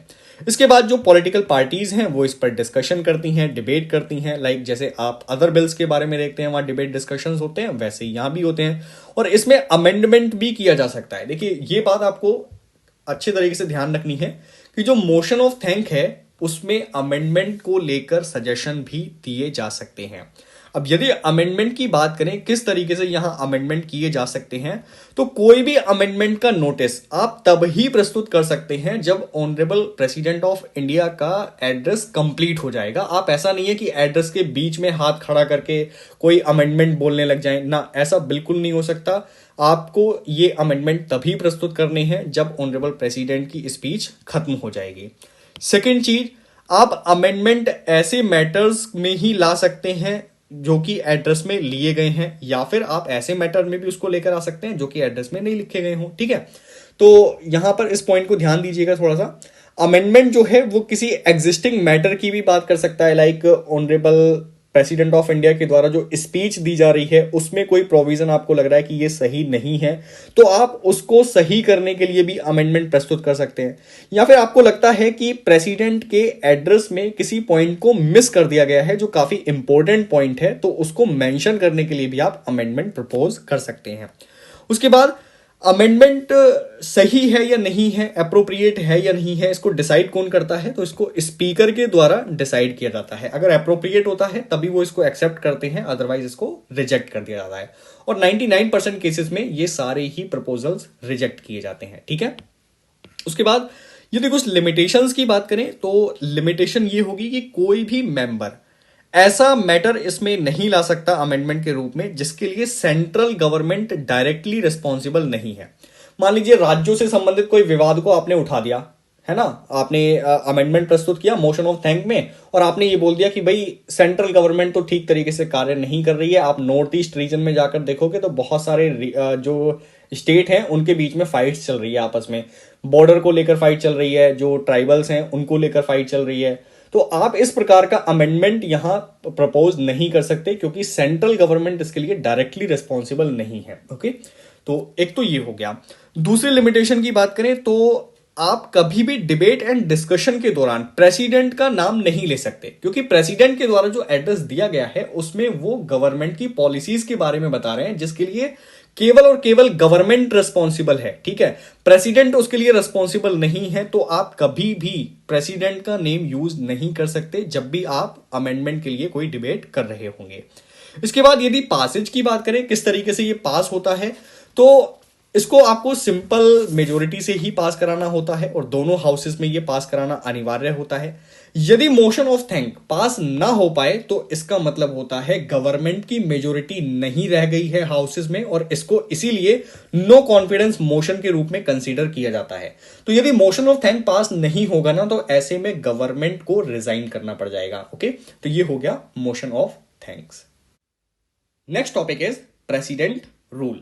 अब ये न्यूज में क्यों है, क्योंकि आप जानते हैं वेस्ट बंगाल के बीरभूम नामक डिस्ट्रिक्ट में एक बहुत ही खतरनाक घटना हुई थी और वहां पर 10 लोगों को जिंदा जला दिया गया था।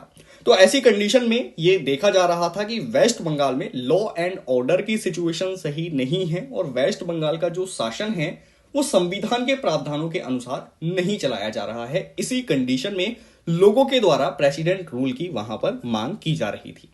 अब प्रेसिडेंट रूल जब भी किसी स्टेट में लगाया जाता है तो आपको यह बात ध्यान में रखनी है कि वहां पर स्टेट गवर्नमेंट का सस्पेंशन हो जाता है। ठीक है, तो जैसे हम नेशनल इमरजेंसी से अगर इसको कंपेयर करने की कोशिश करें तो नेशनल इमरजेंसी में आप देखेंगे कि स्टेट गवर्नमेंट को डिसॉल्व नहीं किया जाता, वो बनी रहती है, लेकिन उनको सेंटर की डायरेक्शंस फॉलो करनी होती है। But in case of president rule यहां पर गवर्नमेंट को पूरी तरीके से सस्पेंड कर दिया जाएगा, वहां की काउंसिल ऑफ मिनिस्टर इफेक्टिव नहीं रहेगी, वो कोई भी कार्य यहां नहीं कर पाएगी। ओके, अब कार्य कौन करेगा, फिर ये डायरेक्टली सेंटर के कंट्रोल में चला जाएगा और सेंटर के द्वारा ही यहां पर इस राज्य के लिए डायरेक्शन प्रस्तुत की जाएंगी।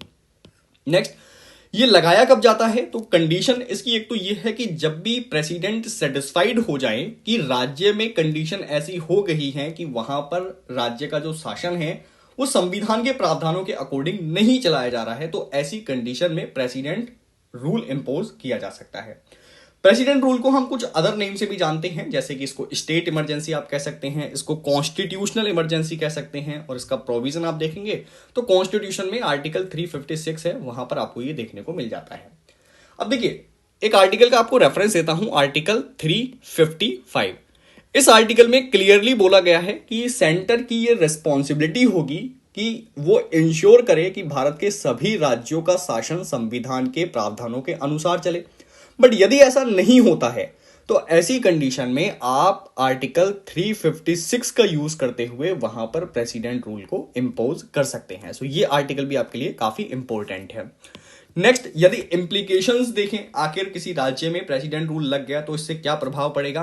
काउंसिल ऑफ मिनिस्टर तो यहां पर कार्य नहीं कर पाएगी, ये समाप्त हो जाएगी। सबसे पहली बात इसको ध्यान में रखिएगा, प्रीलिम्स में यही क्वेश्चन आपसे पूछे जाते हैं, तो ये काफी इंपॉर्टेंट इंफॉर्मेशन है जो इंप्लीकेशन वाली है। ओके, नेक्स्ट, अब ये अगर काउंसिल ऑफ मिनिस्टर यहां पर कार्य नहीं कर रही है तो राज्य में शासन किस तरीके से चलेगा, तो यूनियन गवर्नमेंट के डायरेक्शन से ही यहां पर शासन का संचालन किया जाएगा। लेकिन यूनियन गवर्नमेंट, अब क्या प्रेसिडेंट खुद आकर यहां पर रूल करेंगे, ऐसा बिल्कुल नहीं होता है। प्रेसिडेंट का एक एजेंट है जो कि गवर्नर होता है, उन्हीं के द्वारा राज्य का शासन चलाया जाता है। अब गवर्नर यहां पर किसकी डायरेक्शन को फॉलो करेंगे, गवर्नर यहां पर प्रेसिडेंट की डायरेक्शन को फॉलो करेंगे, और प्रेसिडेंट अपनी मर्जी से कोई डिसीजन यहां नहीं लेते हैं। जो हमारी यूनियन काउंसिल ऑफ मिनिस्टर है वही किसी राज्य के बारे में डायरेक्शन देने का काम करते हैं। उसके बाद parliamentary approval, again very important information, ये आपको ध्यान रखनी चाहिए। प्रीलिम्स में यहां से भी क्वेश्चंस पूछे जा सकते हैं स्टेटमेंट के फॉर्म में। जब भी आप प्रेसिडेंट रूल का प्रोक्लेमेशन करते हैं, उसकी उद्घोषणा करते हैं, तो ऐसी कंडीशन में ये केवल एग्जीक्यूटिव एक्शन नहीं हो सकता। मतलब आपका मन किया, कल को आपने उठकर किसी भी राज्य में प्रेसिडेंट रूल की घोषणा कर दी, ये ऐसा हो ही नहीं सकता। इसके लिए हमने एक सेफ्टी मैकेनिज्म रखा है और वो मैकेनिज्म है पार्लियामेंट्री अप्रूवल। तो जब भी आप प्रेसिडेंट रूल लगाते हैं तो ऐसी कंडीशन में आपको 2 महीने के अंदर पार्लियामेंट के दोनों हाउसेस से इस रेजोल्यूशन को पास कराना होता है। ठीक है, इस प्रस्ताव को पास कराना होता है।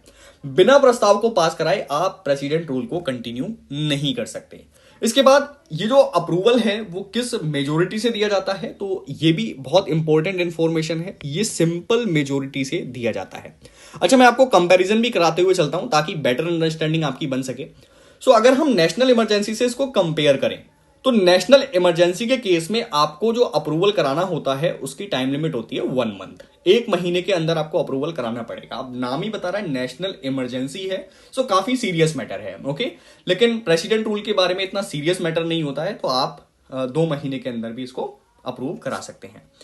उसके बाद अगर फाइनेंशियल इमरजेंसी का भी आपको मैं बता दूं तो फाइनेंशियल इमरजेंसी के लिए भी 2 महीने का टाइम दिया हुआ है। नेक्स्ट सिंपल मेजोरिटी की बात हो गई, इसको हम कंपेयर करते हैं नेशनल इमरजेंसी से। तो जब इसको आपको अप्रूवल कराना पड़ता है तो ये भी आपका आई थिंक स्पेशल मेजोरिटी से होता है। मैं थोड़ा सा स्लिप कर रहा हूं, एक बार सर्च कर लीजिएगा। नेशनल इमरजेंसी में हमें स्पेशल मेजोरिटी की आवश्यकता होती है और टाइम होता है इसका 1 मंथ। उसके बाद एक बार सर्च कर लीजिएगा, ठीक है। जरूर मैं आपको यहां पर बोल रहा हूं, मैं कुछ स्लिप कर रहा हूं जरूर, तो एक बार जरूर देख लीजिएगा। चलिए नेक्स्ट अगर हम बात करें यहां पर टेन्योर की, प्रेसिडेंट रूल कितने समय तक किसी राज्य में आप लगाकर रख सकते हैं, तो इसका टाइम होता है 6 मंथ, ठीक है। 6 महीने तक आप इसको लगाकर रख सकते हैं। 6 महीने से ज्यादा अगर आपको इसे बढ़ाना है तो आपको फिर से पार्लियामेंट्री अप्रूवल की आवश्यकता पड़ती है। और पार्लियामेंट्री अप्रूवल के बाद भी आप इसको ऐसा नहीं है कि असीमित समय तक बढ़ाकर रख सकते हैं, आप इसको मैक्सिमम 3 इयर्स तक ही बढ़ा सकते हैं। ये टाइम लिमिट हमारे जो है प्रेसिडेंट रूल के बारे में दी हुई है। इसके बाद इसको कंपेयर करें यदि नेशनल इमरजेंसी से, तो नेशनल इमरजेंसी का कोई भी टाइम पीरियड नहीं है, आप इसको इनडेफिनेटली टाइम तक लगाकर रख सकते हैं। और same in case of financial emergency, इसको भी आप अनलिमिटेड टाइम तक बढ़ाकर रख सकते हैं, इसकी भी कोई टाइम लिमिट नहीं होती है।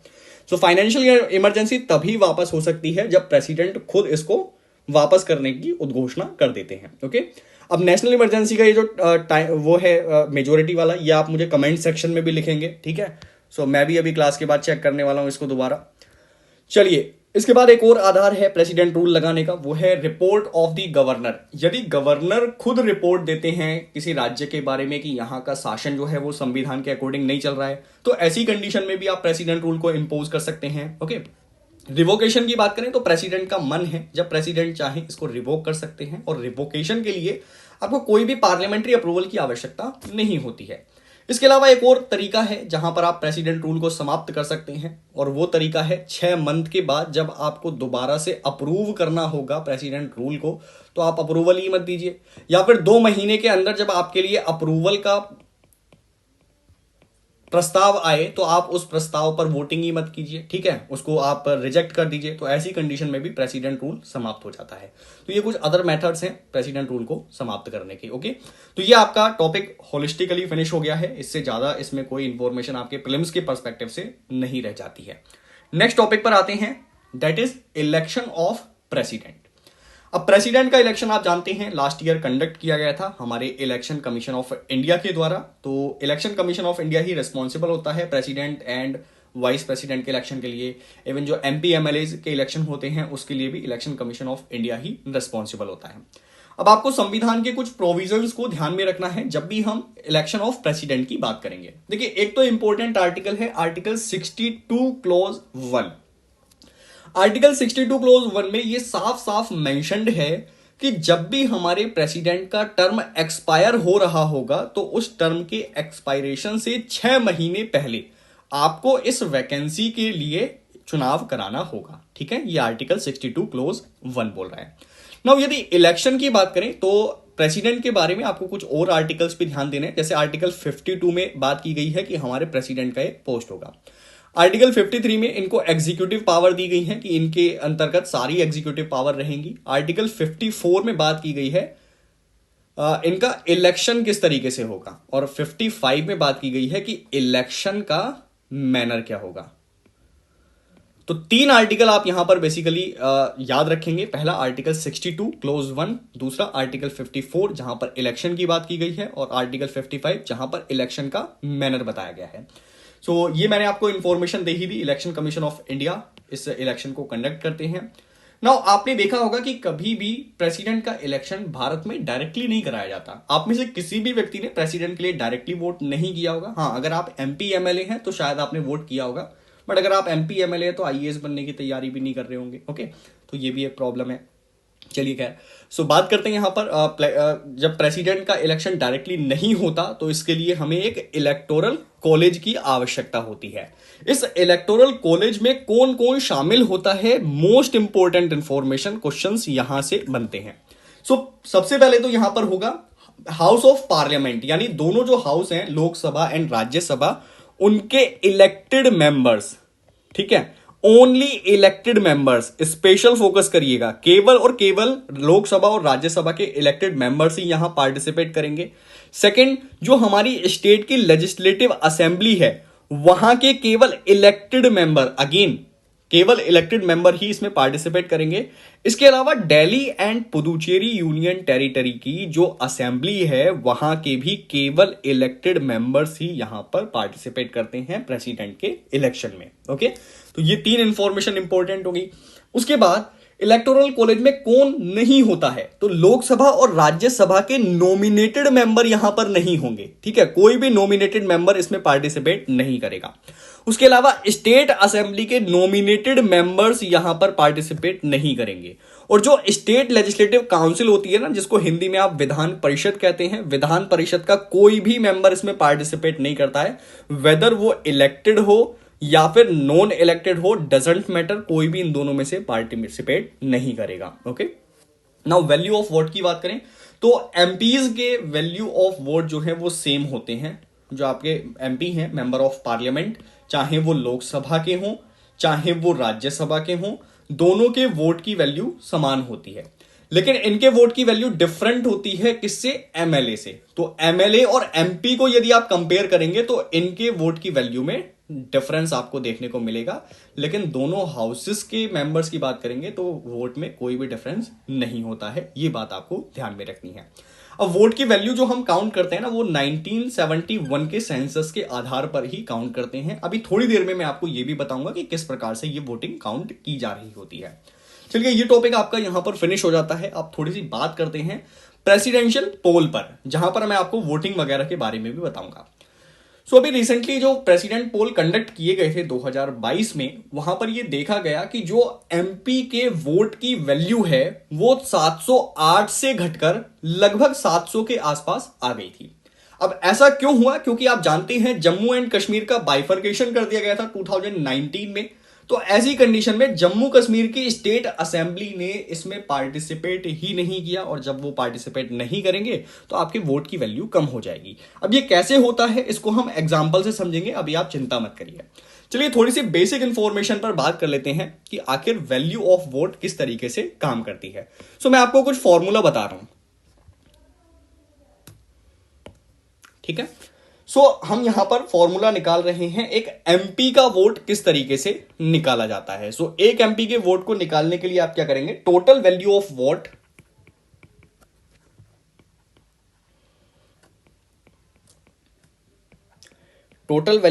Vote of all MLAs of all state. Pen थोड़ा गड़बड़ कर रहा है शायद। ऑल स्टेट्स, इसको डिवाइड करेंगे आप नंबर ऑफ टोटल एमपीज।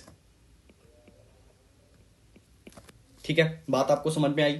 तो एमएलएज का मतलब क्या होता है? एमएलएज का मतलब है जो आपकी लेजिस्लेटिव असेंबली, आपकी जो राज्य की सभा है, उसके मेंबर्स यहां पर जो वोट करते हैं उसकी पूरी वैल्यू कितनी है, उसको आप डिवाइड कर देंगे एमपीज के नंबर से, तो आपके जो एक एमपी का वोट है वो निकल कर आ जाएगा। अब एक एग्जांपल लेते हैं कि मान लीजिए सभी राज्यों के, जो हमारे 28 स्टेट्स हैं और साथ में यहां पर दिल्ली एंड पुदुचेरी की यूनियन टेरिटरी जो है उसकी असेंबली के मेंबर्स भी पार्टिसिपेट करते हैं, तो सबका अगर हम एमएलए का वोट का वैल्यू निकालते हैं तो मान लीजिए 500 वैल्यू आया। ओके, अब इस 500 में चूंकि जम्मू कश्मीर भी एक राज्य हुआ करता था, तो जम्मू कश्मीर के मान लीजिए 100 मेंबर्स इसमें इंक्लूडेड हैं, तो उनके वोट की वैल्यू क्या है? जम्मू कश्मीर के लोगों ने यहां पर 100 वोट का कंट्रीब्यूशन किया है। उसके बाद आप इसको डिवाइड कर दीजिए, मान लीजिए नंबर ऑफ जो टोटल एमपी हैं वो 2 हैं, ठीक है, मान लीजिए, सिर्फ मैं ये कह रहा हूं। सो आपने यहां पर 2 ले लिया। उसके बाद अब जम्मू कश्मीर की टेरिटरी को आप जानते हैं, जम्मू कश्मीर की जो टेरिटरी है उसको बाइफरकेट कर दिया गया और यहां इसको स्टेट का दर्जा अब नहीं दिया जा रहा है। ओके, तो जब इनको स्टेट का दर्जा ही नहीं दिया जा रहा है तो ये प्रेसिडेंट के इलेक्शन में क्या पार्टिसिपेट कर पाएंगे? Answer is no. जब ये पार्टिसिपेट ही नहीं कर पाएंगे तो आप इस 100 नंबर को निकाल दीजिए। सो अभी हम यहां पर अगर वोट की वैल्यू निकालने की कोशिश करें तो 250 आ जाएगा, है ना, including Jammu and Kashmir. But Jammu and Kashmir को जब आप एक्सक्लूड करेंगे तो 500 में से आप 100 मेंबर्स को बाहर कर दीजिए और डिवाइड कर दीजिए 2 से, क्योंकि टोटल नंबर ऑफ एमपी 2 है। ये दोनों ही चीजें एग्जाम्पल के तौर पर हैं, रियल वैल्यू ये नहीं है। सो ऐसे में आपका कितना आ जाएगा? 400 डिवाइडेड बाई 2, तो वैल्यू कितनी आ जाएगी? 200। तो वैल्यू कम हो गई ना। जम्मू कश्मीर जैसे ही इस इलेक्शन प्रोसेस से बाहर हुआ, एक एमपी के वोट की वैल्यू यहां पर कम होती हुई आपको दिखाई देगी। और सेम यही हुआ है अभी जो प्रेसिडेंट पोल कंडक्ट हुए हैं उसमें इनकी वैल्यू 708 से घटकर लगभग 700 के आसपास आ गई है, जो जम्मू कश्मीर असेंबली के इंपैक्ट को दिखाता है। उसके बाद यदि वैल्यूज के बारे में थोड़ी सी बेसिक इंफॉर्मेशन की बात करें, ये हालांकि आपके लिए इंपॉर्टेंट तो नहीं है। सो ये 1997 के प्रेसिडेंशियल इलेक्शन से अभी तक सेम थी। अब 2022 के प्रेसिडेंशियल इलेक्शन में ये वैल्यू अगेन चेंज हो गई है। ओके, तो 708 ये लंबे समय से चली आ रही थी। 1952 का जो पहला इलेक्शन था उस समय वोट की वैल्यू 494 हुआ करती थी। फिर हमारी पॉपुलेशन बढ़ गई तो उसी अकॉर्डिंग जो वोट की वैल्यू है वो भी बढ़ गई। ठीक है, तो ये इन्फॉर्मेशन थोड़ी सी ध्यान रख लीजिएगा। बाकी ये सारी इन्फॉर्मेशन आपके लिए बहुत ज्यादा इंपॉर्टेंट नहीं है, शायद ही यूपीएससी इससे क्वेश्चन पूछे। ओके, तो ये टॉपिक आपका यहां फिनिश हो जाता है। Next topic is election to the post of vice president. So vice president के लिए इलेक्शन जो कंडक्ट किया जा रहा है उसकी घोषणा भी इलेक्शन कमीशन ऑफ इंडिया के द्वारा की गई थी लास्ट ईयर। तो ऐसे में इनका पूरा प्रोसीजर समझ लीजिए, आखिर इनको किस प्रकार इलेक्ट किया जाता है। तो सबसे पहले कुछ बेसिक बेसिक बातें करते हैं। जो वाइस प्रेसिडेंट का पोस्ट होता है हमारे भारत में, वो देश का दूसरा सबसे बड़ा कॉन्स्टिट्यूशनल पोस्ट है और ये हमारे हेड ऑफ स्टेट यानी कि प्रेसिडेंट को पीआरजेड लिख दे रहा हूं मैं, प्रेसिडेंट के डेप्यूटी होते हैं, उनके अधीन ये एक पोस्ट होता है। अधीन तो नहीं कह सकते, लेकिन उनके बाद रैंकिंग में ये सेकंड नंबर पर आते हैं। देखिए यहां पर मैंने इंफॉर्मेशन लिखी हुई भी है कि ये हमारे देश का सेकंड हाईएस्ट कॉन्स्टिट्यूशनल ऑफिस है, रैंक में ये सेकंड नंबर पर आते हैं। और इनकी रिस्पॉन्सिबिलिटी होती है कि जब भी हमारे प्रेसिडेंट का कार्यकाल किसी भी वजह से आकस्मिक परिस्थितियों में समाप्त हो जाए तो ऐसे में ये अधिकतम 6 मंथ तक प्रेसिडेंट के रूप में कार्य कर सकते हैं। उसके बाद इनकी एक और रेस्पॉन्सिबिलिटी होती है, ये राज्यसभा के एक्स ऑफिशियो चेयरमैन के रूप में भी काम करते हैं। एक्स ऑफिशियो चेयरमैन का मतलब होता है किसी भी व्यक्ति को यदि आपने वाइस प्रेसिडेंट बना दिया तो ऐसे में वो स्वतः ही राज्यसभा के चेयरपर्सन बन जाते हैं। तो ये 2 प्रकार की इनकी पावर्स होती हैं। ठीक है सॉरी, जो मेन पावर है वो तो इनकी राज्यसभा के एक्स ऑफिशियो चेयरमैन के रूप में है, लेकिन ये कुछ एक्सेप्शनल परिस्थिति होती है जहां पर प्रेसिडेंट का कार्यकाल कम अवधि में खत्म होने पर ये 6 महीने तक उनका कार्यकाल संभाल सकते हैं। नेक्स्ट कुछ इंपॉर्टेंट इंफॉर्मेशन क्वालिफिकेशन के बारे में। यदि आपको वाइस प्रेसिडेंट बनना है तो आपके पास 3 क्वालिफिकेशन होनी चाहिए और ये क्वालिफिकेशन प्रेसिडेंट के समान ही है। ठीक है, तो ये 3 क्वालिफिकेशन कौन कौन सी है? पहला, आप सिटीजन ऑफ इंडिया होना चाहिए। यदि आपको भारत का राष्ट्रपति बनना है या उपराष्ट्रपति बनना है तो आप भारत के नागरिक हो। दूसरा, आपकी एज 35 ईयर्स हो, चाहे राष्ट्रपति बने चाहे आप उपराष्ट्रपति बने। दूसरा, आप किसी ऑफिस ऑफ प्रॉफिट को होल्ड नहीं करेंगे, चाहे आपको प्रेसिडेंट बनना है या वाइस प्रेसिडेंट बनना है, आप ऑफिस ऑफ प्रॉफिट होल्ड नहीं कर सकते। ये 3 क्वालिफिकेशन आपके पास होनी चाहिए।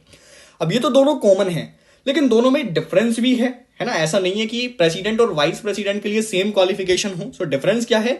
डिफरेंस ये है कि जब भी कोई व्यक्ति प्रेसिडेंट बनना चाहता है तो उसे लोकसभा का मेंबर बनने के लिए एलिजिबल होना चाहिए। और लोकसभा का मेंबर बनने के लिए आपकी एलिजिबिलिटी क्या है? न्यूनतम एज आपकी कितनी होनी चाहिए? 25 ईयर्स होनी चाहिए। इसके अलावा व्यक्ति को दिवालिया नहीं होना चाहिए, बैंकरप्ट नहीं होना चाहिए, ओके, अनसाउंड माइंड नहीं होना चाहिए। ये सारी क्वालिफिकेशंस प्रेसिडेंट के बनने के लिए भी जो एलिजिबिलिटी है उसमें आ जाती हैं। यदि आपको राज्यसभा का चेयरपर्सन बनना है या फिर कहें वाइस प्रेसिडेंट बनना है तो ऐसे में आपको राज्यसभा के लिए इलेक्शन लड़ने हेतु एलिजिबल होना चाहिए। और यहां पर जो एज लिमिट है वो 30 हो जाती है। उसके अलावा सेम रहेगा, रिप्रेजेंटेशन ऑफ पीपल एक्ट के अंतर्गत आपके कुछ इंप्लीकेशंस आएंगे, आपके ऊपर बाध्यताएं आएंगी। अनसाउंड माइंड नहीं होना चाहिए व्यक्ति।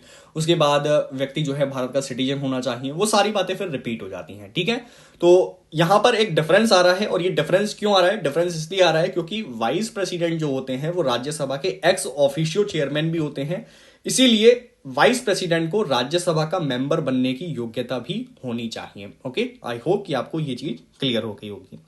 उसके बाद सारी क्वालिफिकेशंस हम लोगों ने डन कर ली है। एक सेकंड, ये टाइम लगा रहा है। चलिए इलेक्शन प्रोसीजर की बात करते हैं। सर, इनके इलेक्शन प्रोसीजर को आर्टिकल 66 में डिफाइन किया गया है कि आखिर किस तरीके से हम वाइस प्रेसिडेंट का चुनाव करेंगे। तो सेम मैनर है, इनको भी इनडायरेक्टली चुना जाता है। आपने कभी भी वाइस प्रेसिडेंट के लिए डायरेक्टली वोट नहीं किए होंगे। अब जब डायरेक्टली वोट नहीं किए जा रहे हैं तो इनके लिए भी एक इलेक्टोरल कॉलेज बन रहा होगा। अब इस इलेक्टोरल कॉलेज में कौन कौन से मेंबर्स पार्टिसिपेट करते हैं, यहां पर आप डिफरेंस करिएगा आपके प्रेसिडेंट के साथ। देखिए, जब भी वाइस प्रेसिडेंट का इलेक्शन होता है तो ऐसे में हाउस के दोनों मेंबर, यानी कि जो हमारा पार्लियामेंट है उसके दोनों हाउसेस के मेंबर यहां पर पार्टिसिपेट करते हैं। सो पार्लियामेंट में लोकसभा है प्लस राज्यसभा है। तो जब भी वाइस प्रेसिडेंट का इलेक्शन होगा तो इसके all the members, doesn't matter कि वो इलेक्टेड है या नॉमिनेटेड है, सभी मेंबर्स यहां पार्टिसिपेट करते हैं। बट यदि आप इसको प्रेसिडेंट से कंपेयर करेंगे तो प्रेसिडेंट के इलेक्शन में केवल इलेक्टेड मेंबर आते हैं। इसके अलावा इसमें Delhi and Puducherry union territory की जो असेंबली है उस असेंबली के मेंबर्स भी पार्टिसिपेट करते हैं और ये केवल इलेक्टेड वाले होंगे, ठीक है। और इसके अलावा जो आपकी स्टेट लेजिस्लेटिव असेंबली है वहां के इलेक्टेड मेंबर्स भी पार्टिसिपेट करते हैं। तो ये जो दो चीजें आप देख रहे हैं ना, ये बिल्कुल वाइस प्रेसिडेंट से अपोजिट होती हैं। और यहां पर ऑल मेंबर्स हैं, यहां केवल इलेक्टेड मेंबर्स हैं। ये डिफरेंस आप लोग जरूर ध्यान रख लीजिएगा। इसका स्क्रीनशॉट लेकर भी आप इसको नोट डाउन कर सकते हैं। तो ये इलेक्शन प्रोसीजर हो गया। उसके बाद यहां पर जो इलेक्शन का मैनर होता है वो सिंगल ट्रांसफरेबल वोट सिस्टम रहेगा, प्रोपोर्शनेट रिप्रेजेंटेशन रहेगा, ठीक है। तो ये आपको बात ध्यान में रखनी है, चाहे प्रेसिडेंट का इलेक्शन हो चाहे वाइस प्रेसिडेंट का इलेक्शन हो, ये जो मेथड है वो दोनों में सेम रहता है। उसके बाद यहां पर जो इलेक्शन होता है वो सीक्रेट बैलेट पेपर के माध्यम से होता है और इलेक्शन कमीशन ऑफ इंडिया ही इस इलेक्शन को कंडक्ट कराता है। नेक्स्ट, इसमें कुछ इंपॉर्टेंट इंफॉर्मेशन आपके लिए नहीं है। नेक्स्ट ये ध्यान रखिएगा कि लोकसभा के जो सेक्रेटरी जनरल होते हैं वो यहां पर रिटर्निंग ऑफिसर के रूप में कार्य करते हैं। सर, रिटर्निंग ऑफिसर का कार्य क्या होता है? रिटर्निंग ऑफिसर का कार्य होता है कि ये सभी कैंडिडेट के नॉमिनेशन को एक्सेप्ट करते हैं। इसके अलावा जो भी कैंडिडेट यहां पार्टिसिपेट कर रहे होंगे वाइस प्रेसिडेंट के इलेक्शन के लिए, उनकी एक लिस्ट बनाएंगे। चुनाव में किस कैंडिडेट को कौन सा सिंबल दिया जाना है उस सबको निर्धारित करने का काम रिटर्निंग ऑफिसर का होता है। तो आप ध्यान रखिएगा कि वाइस प्रेसिडेंट का जब भी इलेक्शन होगा तो लोकसभा के सेक्रेटरी जनरल ही वहां पर रिटर्निंग ऑफिसर का काम करते हैं। उसके बाद जब भी वाइस प्रेसिडेंट का इलेक्शन हो रहा होता है तो ऐसे में किसी भी पॉलिटिकल पार्टी के द्वारा अपने कैंडिडेट को व्हिप जारी नहीं किया जा सकता। सर, व्हिप जारी करने का मतलब यह है कि जैसे मान लीजिए हमारे पास बहुत सारी पॉलिटिकल पार्टीज है, बीजेपी हो गई, कांग्रेस हो गई, ठीक है, और उसके बाद टीएमसी हो गई। ओके, सो ये बहुत सारी पॉलिटिकल पार्टी हैं, वेस्ट बंगाल की भी है और अलग अलग पॉलिटिकल पार्टीज हैं। अब इनके अपने अपने कैंडिडेट हैं। मान लीजिए इनका एक कैंडिडेट है, इनका एक कैंडिडेट है और इनका एक कैंडिडेट है। तो ऐसे में जब भी वोटिंग होगी ना, तो वोटिंग के लिए ये क्या कर सकते हैं, बीजेपी के जितने भी मेंबर्स हैं उनको व्हिप जारी करके ये बोल सकते हैं कि भाई आपको हमारे वाले कैंडिडेट को ही वोट करना है। कांग्रेस वाले बोलेंगे आपको हमारे वाले मेंबर को वोट करना है, टीएमसी वाले अपने मेंबर्स को बोलेंगे कि आपको हमारे वाले को ही वोट करना है। लेकिन यहां पर क्लियरली डायरेक्शन दिया गया है, कोई भी पॉलिटिकल पार्टी वाइस प्रेसिडेंट के इलेक्शन के दौरान व्हिप जारी नहीं कर सकती। आप डायरेक्शन नहीं दे सकते अपने कैंडिडेट को कि किस पर्सन को वोट करना है। अब ये सारा व्यवस्था क्यों की जा रही है? ताकि व्यक्ति के अपने राइट्स इंश्योर हो सके, वो इंडिपेंडेंटली किसी भी व्यक्ति को वोट यहां पर कर सके। ओके, तो ये सारा प्रोसीजर है वाइस प्रेसिडेंट के इलेक्शन का। यदि हम रिमूवल की बात करें तो सर, रिमूवल में एक दो बातें आपको ध्यान रखनी है। देखिए, रिमूवल का जो प्रोसेस है ना वो प्रेसिडेंट से कंप्लीटली डिफरेंट है। यहां पर किस तरीके से रिमूवल होता है? रिमूवल करने के लिए रिजोल्यूशन केवल राज्यसभा से ही स्टार्ट हो सकता है। कभी भी आप ऐसा नहीं कर सकते कि वाइस प्रेसिडेंट को हटाने के लिए प्रपोजल को लोकसभा में लेकर आ गए। राज्यसभा में ये लेकर आया जाएगा, राज्यसभा से ये इफेक्टिव मेजोरिटी से पास होगा। सर, इफेक्टिव मेजोरिटी का मतलब क्या है? इफेक्टिव मेजोरिटी का मतलब है majority of all then members. All then members का मतलब आप समझिए, लाइक राज्यसभा की जो टोटल स्ट्रेंथ है वो 245 है। 245 में से मान लीजिए 5 सीट्स जो हैं वो वैकेंट हैं। तो ऐसे में जो उस समय के मेंबर हुए, सो यहां पे क्या लिखा हुआ है, majority of all then members, तो उस समय कितने मेंबर्स हुए, 240 मेंबर्स हुए। अब इन 240 मेंबर्स की मेजोरिटी कैसे निकालते हैं हम, मेजोरिटी के लिए आपको 240 को किससे डिवाइड करना पड़ेगा, 2 से आपको डिवाइड करना पड़ेगा। तो इसको आप 2 से डिवाइड कर दीजिए और +1 कर दीजिए, सो आपका आ गया 121। ठीक है, तो 121 वोट आपको चाहिए होंगे जब आप वाइस प्रेसिडेंट को हटाने के लिए राज्यसभा में प्रपोजल लेकर आएंगे।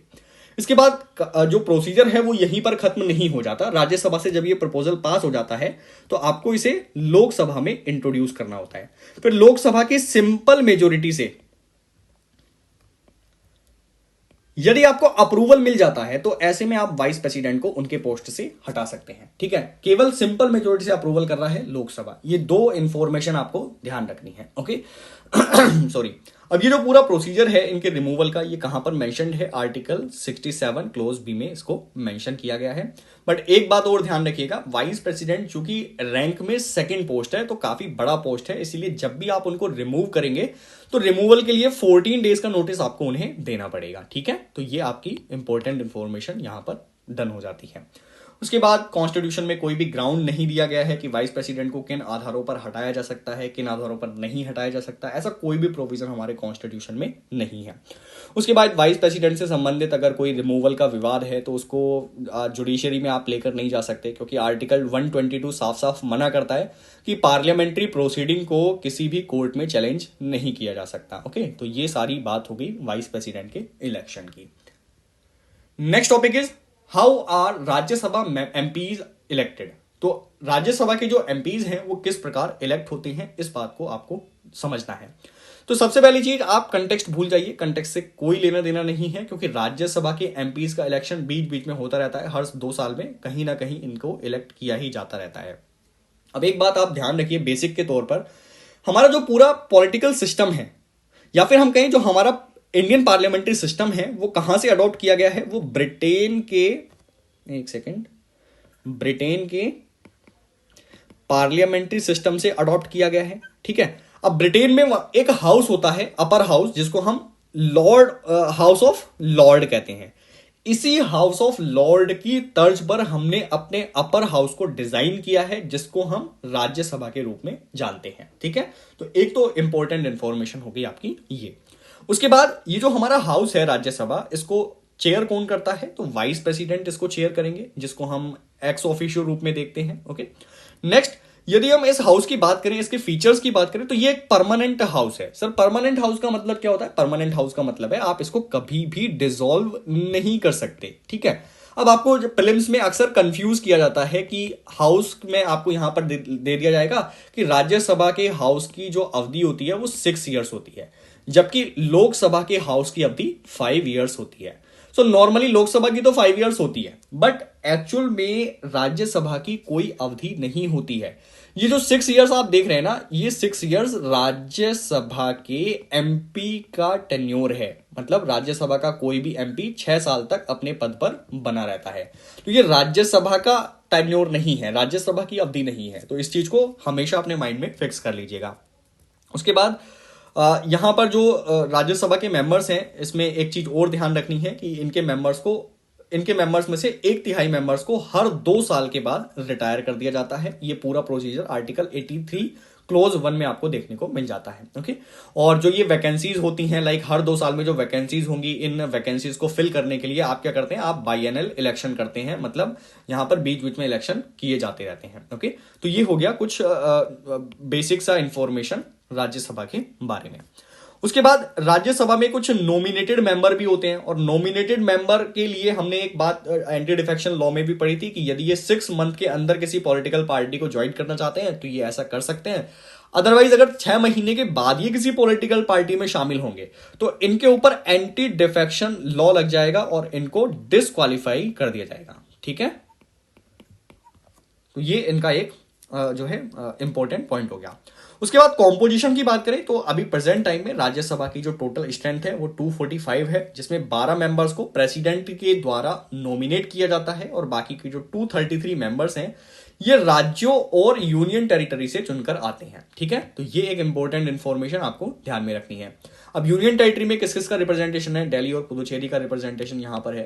तो मैनर की बात करें कि राज्यसभा के एमपीज को किस तरीके से इलेक्ट किया जाता है, तो देखिए कभी भी आपने राज्यसभा के एमपीज के लिए डायरेक्ट वोट नहीं किया होगा, कोई भी ऐसा पर्सन हमारे सामने नहीं होगा, लेक्चर अटेंड नहीं कर रहा होगा जो कि एमपीज के जो कि राज्यसभा के एमपीज के इलेक्शन में पार्टिसिपेट कर रहा हो।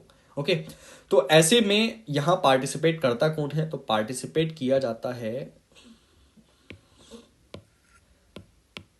तो यहां पर पार्टिसिपेट किया जाता है एक इलेक्टोरल कॉलेज के द्वारा। और इस इलेक्टोरल कॉलेज, एक्चुअल में इलेक्टोरल कॉलेज हम उसको नहीं कह सकते, हम ये कह सकते हैं कि जो आपके स्टेट असेंबली के इलेक्टेड एमएलएज हैं, ठीक है, elected member of state assembly, वो ही राज्यसभा के एमपीज के लिए इलेक्शन में पार्टिसिपेट करते हैं। ठीक है, ये इंफॉर्मेशन आई होप कि आपको समझ में आ गई होगी। सो इसको अच्छे से आप लोग ध्यान में रखिएगा। उसके बाद हमारे पास एक फोर्थ शेड्यूल होती है। फोर्थ शेड्यूल में यहां क्लियरली बोला गया है कि किस राज्य को राज्यसभा में कितनी सीट्स मिलेंगी या फिर किस यूनियन टेरिटरी को राज्यसभा में कितनी सीट्स मिलेंगी, इसका पूरा डिस्ट्रीब्यूशन आपको फोर्थ शेड्यूल में देखने को मिल जाता है। उसके बाद और कोई इंफॉर्मेशन आई थिंक यहां पर इंपॉर्टेंट नहीं रह गई है। एक नोटा का ओपिनियन मैं आपको और शेयर कर देता हूं। नोटा से संबंधित एक विवाद राज्यसभा में काफी लंबे समय से चल रहा था। सो देखिए, इलेक्शन कमीशन ऑफ इंडिया के द्वारा एक्चुअल में 2014 में और 2015 में एक सर्कुलर जारी किया गया था, और सर्कुलर के जारी करने के बाद इन्होंने ये एलिजिबल किया कि राज्यसभा के एमपीज के इलेक्शन में आप चाहे तो नोटा बटन को प्रेस कर सकते हैं। लेकिन ऑनरेबल सुप्रीम कोर्ट ने इस मैटर को रेफर किया और वहां पर उन्होंने डिसीजन दिया 2018 में कि ये चीज वैलिड नहीं है। मतलब ये जो circular election commission of India ने पास किया था उसको इन्होंने स्ट्रक डाउन कर दिया, और उन्होंने ये बोला कि ये जो नोटा का ऑप्शन है ना, ये केवल आप जनरल इलेक्शन में ही यूज कर सकते हैं, इसे किसी भी प्रोपोर्शनल रिप्रेजेंटेशन वाले इलेक्शन में आप यूज नहीं कर सकते। Okay, so again very important information. जो मैं इंपॉर्टेंट इन्फॉर्मेशन आपको बता रहा हूं ना, इसका स्क्रीनशॉट ले लीजिएगा सो दैट आप मल्टीपल टाइम्स उसको रिवाइज कर सकें। चलिए आगे बढ़ते हैं। क्रॉस वोटिंग का भी एक इशू देख लेते हैं। सर, क्रॉस वोटिंग का मतलब क्या होता है? मान लीजिए एक पर्सन है, वो किसी पर्टिकुलर पॉलिटिकल पार्टी से है, तो क्या वो किसी अन्य व्यक्ति को राज्यसभा के एमपी के रूप में वोट कर सकता है?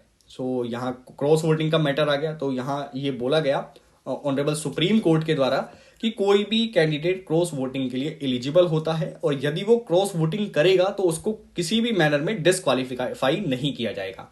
अब ये सारी चीजें ऑनरेबल सुप्रीम कोर्ट के द्वारा क्यों बोली जा रही हैं? ताकि एक कैंडिडेट अपनी चॉइस के कैंडिडेट को वोट कर सके और उनका जो फ्रीडम है वो बना रहे। ओके, लेकिन यहां पर ऑनरेबल सुप्रीम कोर्ट के द्वारा यह भी बोला गया कि यदि आपके पार्टी का मेंबर किसी अन्य पार्टी के मेंबर को वोट कर रहा है तो आप उसके अगेंस्ट डिसिप्लिनरी एक्शन ले सकते हैं। मतलब कोई भी पॉलिटिकल पार्टी अपने उस कैंडिडेट के अगेंस्ट कोई भी डिसिप्लिनरी एक्शन ले सकती है, लेकिन उसको डिस्क्वालीफाई नहीं किया जा सकता। ओके, दोनों में डिफरेंस है, ध्यान रखिएगा इसको। नेक्स्ट, क्या कोई लेजिस्लेटर बिना ओथ लिए राज्यसभा के एमपीज के लिए इलेक्शन में पार्टिसिपेट कर सकता है? तो बिल्कुल कर सकता है, क्योंकि देखिए ये जो इलेक्शन हो रहा है ना, ये कोई लेजिस्लेटिव प्रोसेस नहीं है। देखिए यहां पर एक बात आपको क्लियर रखनी है। मान लीजिए कोई भी व्यक्ति है, ये हमारी राज्यसभा है, राज्यसभा में कोई भी एक व्यक्ति इलेक्ट होकर आया। इलेक्ट होने के बाद ऐसा तो नहीं है कि उसको उसी दिन ओथ दिला दी, है ना, हो सकता है उसने शपथ ना ली हो, वो केवल अभी इलेक्ट होकर आया हो, और ऐसे में ही अचानक से राज्यसभा के एमपी के इलेक्शन हो गए। अच्छा, इसको आप चेंज करके इसको लेजिस्लेटिव असेंबली कर लीजिएगा। हम बात कर रहे हैं स्टेट लेजिस्लेटिव असेंबली यानी विधानसभा की।